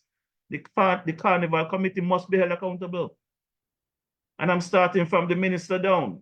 Not just talking about the Carnival committee. The government in office, the people in these that control these ministries have to examine the issues and make the changes. These functionaries cannot continue to make the government look bad and still have a job. These functionaries must be made to pay. It's time for a new Carnival chair. It's time to reshuffle the Carnival committee. Who want to get upset, get upset. That chairman of this Carnival subcommittee, Abernathy, time for him to go. No disrespect. He got talent, I love the gentleman. But let him concentrate on Culturama. Find people in St. Kitts to do things in this Sugar Mass like it was about foreigners. I'm a local Kittitian and I was treated like an alien in my own country. They bring in someone, they say from whether Trinidad to MC what? There's nobody in St. Kitts Nevis could do a better job. There's nobody in St. Kitts that could have read off the paper. Nothing. Just spending money unnecessarily to bring in these people to say what and to do what? To support foreigners? You're going on to Port Zante with the semi-finals where they did not even appreciate it, while the local bars suffer. You offer Calypsonians 500 EC who first come out with a song, and they got to do 2 songs. But you give Soca Monarch people $3,000 to help with their 1 song. Listen, people, I am not here beating up on anybody. We're going to talk the things them the way they are, right? This thing about sound man checking sound with a Bob Marley song to go and play Calypso a couple of minutes later does not make sense. These people that are there, they have done a good job, but they're out of ideas. Time to reshuffle. Time to reshuffle.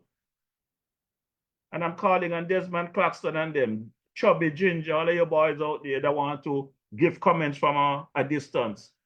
Come in, write all your song, come and participate. Come in and get knock about, and then now you could talk.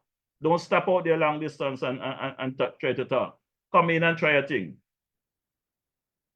And a lot can't have tried, and a Pungwa have tried. You all come and try a thing, since you all know so much.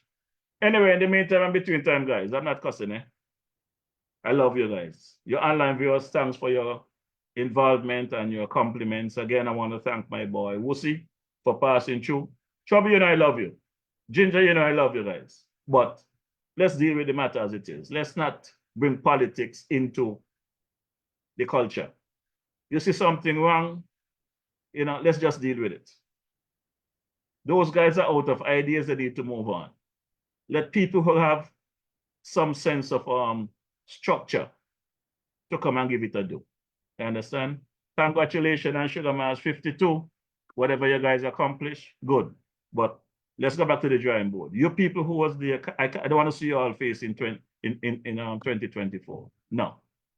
Put some new fresh face on the Carnival committee. Put some fresh face on the subcommittees. Get better people to deal with the sound. The all-star band business, that ain't working out. We need to find real musicians to play hands. Right? Real musicians to play hands. What I'm hearing, I give my boy Wingrove, man, a lot of credit. I give my boy Sakuti a lot of credit for keeping the tents. But we could do better than this. Understand? We could do better than this. And I want to see better.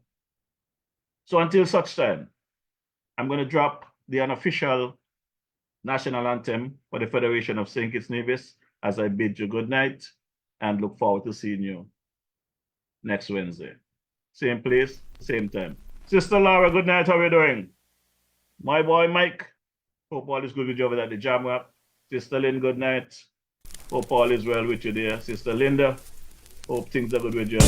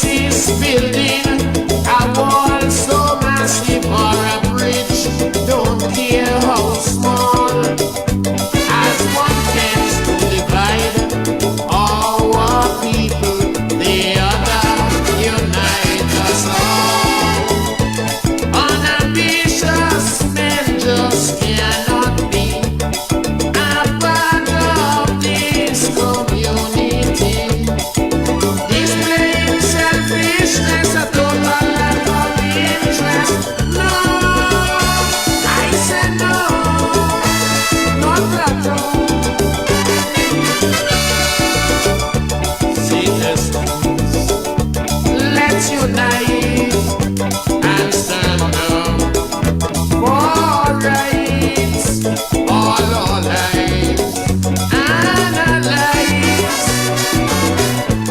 Let us reintegrate and correct our mistakes. Reunification, building a brand new nation.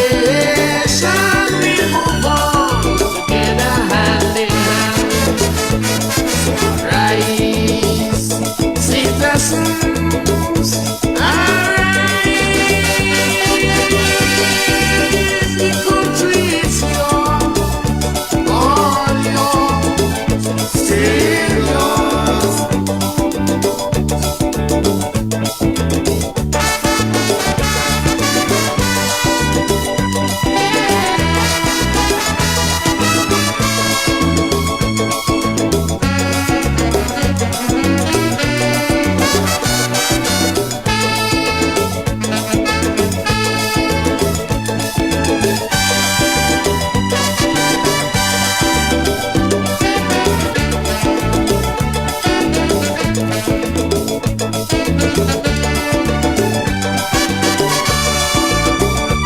Can your conscience be clear?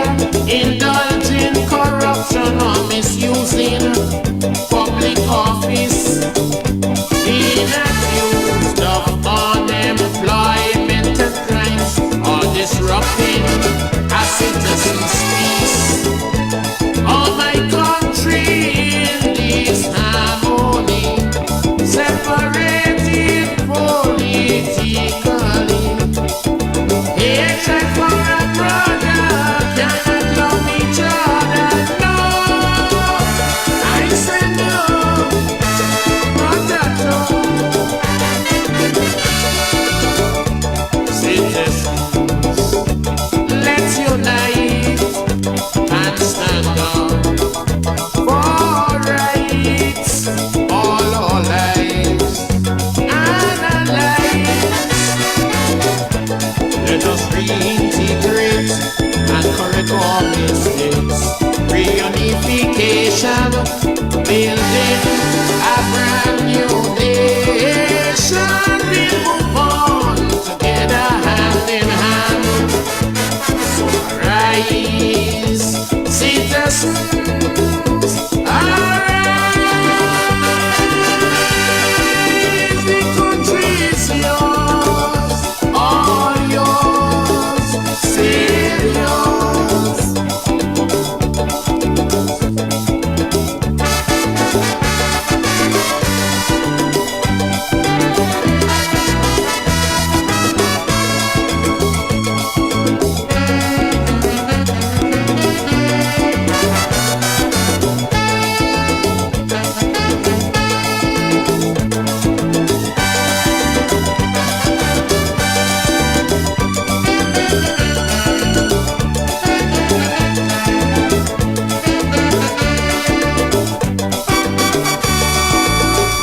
Yes, man, the songs of the late great King Arrow.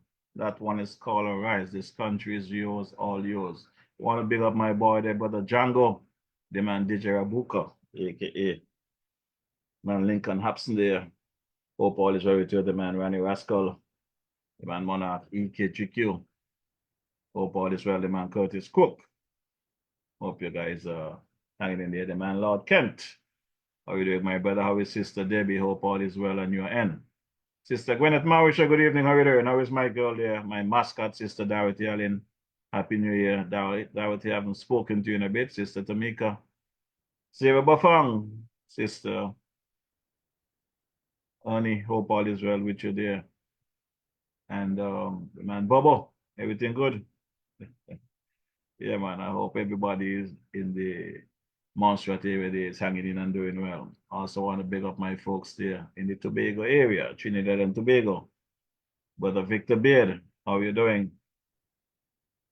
Gloria Beard, my boy, the brother Wallace, Roger Wallace, missionary there. Sister Wallace, how you doing? Deborah, hope all is well. Sister Melissa Beard, the man Daniel, and Shannon, hope all is well with you and the kids there and your end. The man Sugars, how you doing, brother Craig? Hope all is well. The man Twinkie, Weezy, Catherine, Mull, and the crew there, and that N. Want to big up my boy Ras there over there in the Parsons area. Hope all is well with you. Big up my girl there, Sister Mary. Hope all is well, Sister Jean. Hope you guys are okay there visiting from St. Martin and crew. Want to big up Sister Louisette there, Sister Michelle, Jason and crew there, the man Bevis. How about Alice and Bernard? You guys are okay? Sister Senator Clark. Everything good with the man Theo Clark, Mary. Hope all is well with you guys there. Well, as you know, every good thing have to come to an end. And this is just the end of this night, not the end of the year, but the end of this program. Look forward to coming back to you next week. Same place, same time. Want to big up my boy, the brother Thaddeus Deposwa, Sister Rosita Pontin, Ione Mitchum. Again, the English crew there, brother John Sharon and Fiona. The man Julian Pemberton. The man Alan Connor. Sister Carol, hope you guys are doing well, enjoying Sweet Sugar City St. Kitts. Sister Claudette. The man Kelvis Connor, hope all is well with you guys. Until such time, my good people, as we meet again, big up my sister Esther Mokish and the kids there in Tartola. Sister Marcia Smith, Brother Eustace Hendrickson, good evening, hope all is well. My uncle there, Eustace Hutchins in St. Croix de Mandus, hope all is well with you guys.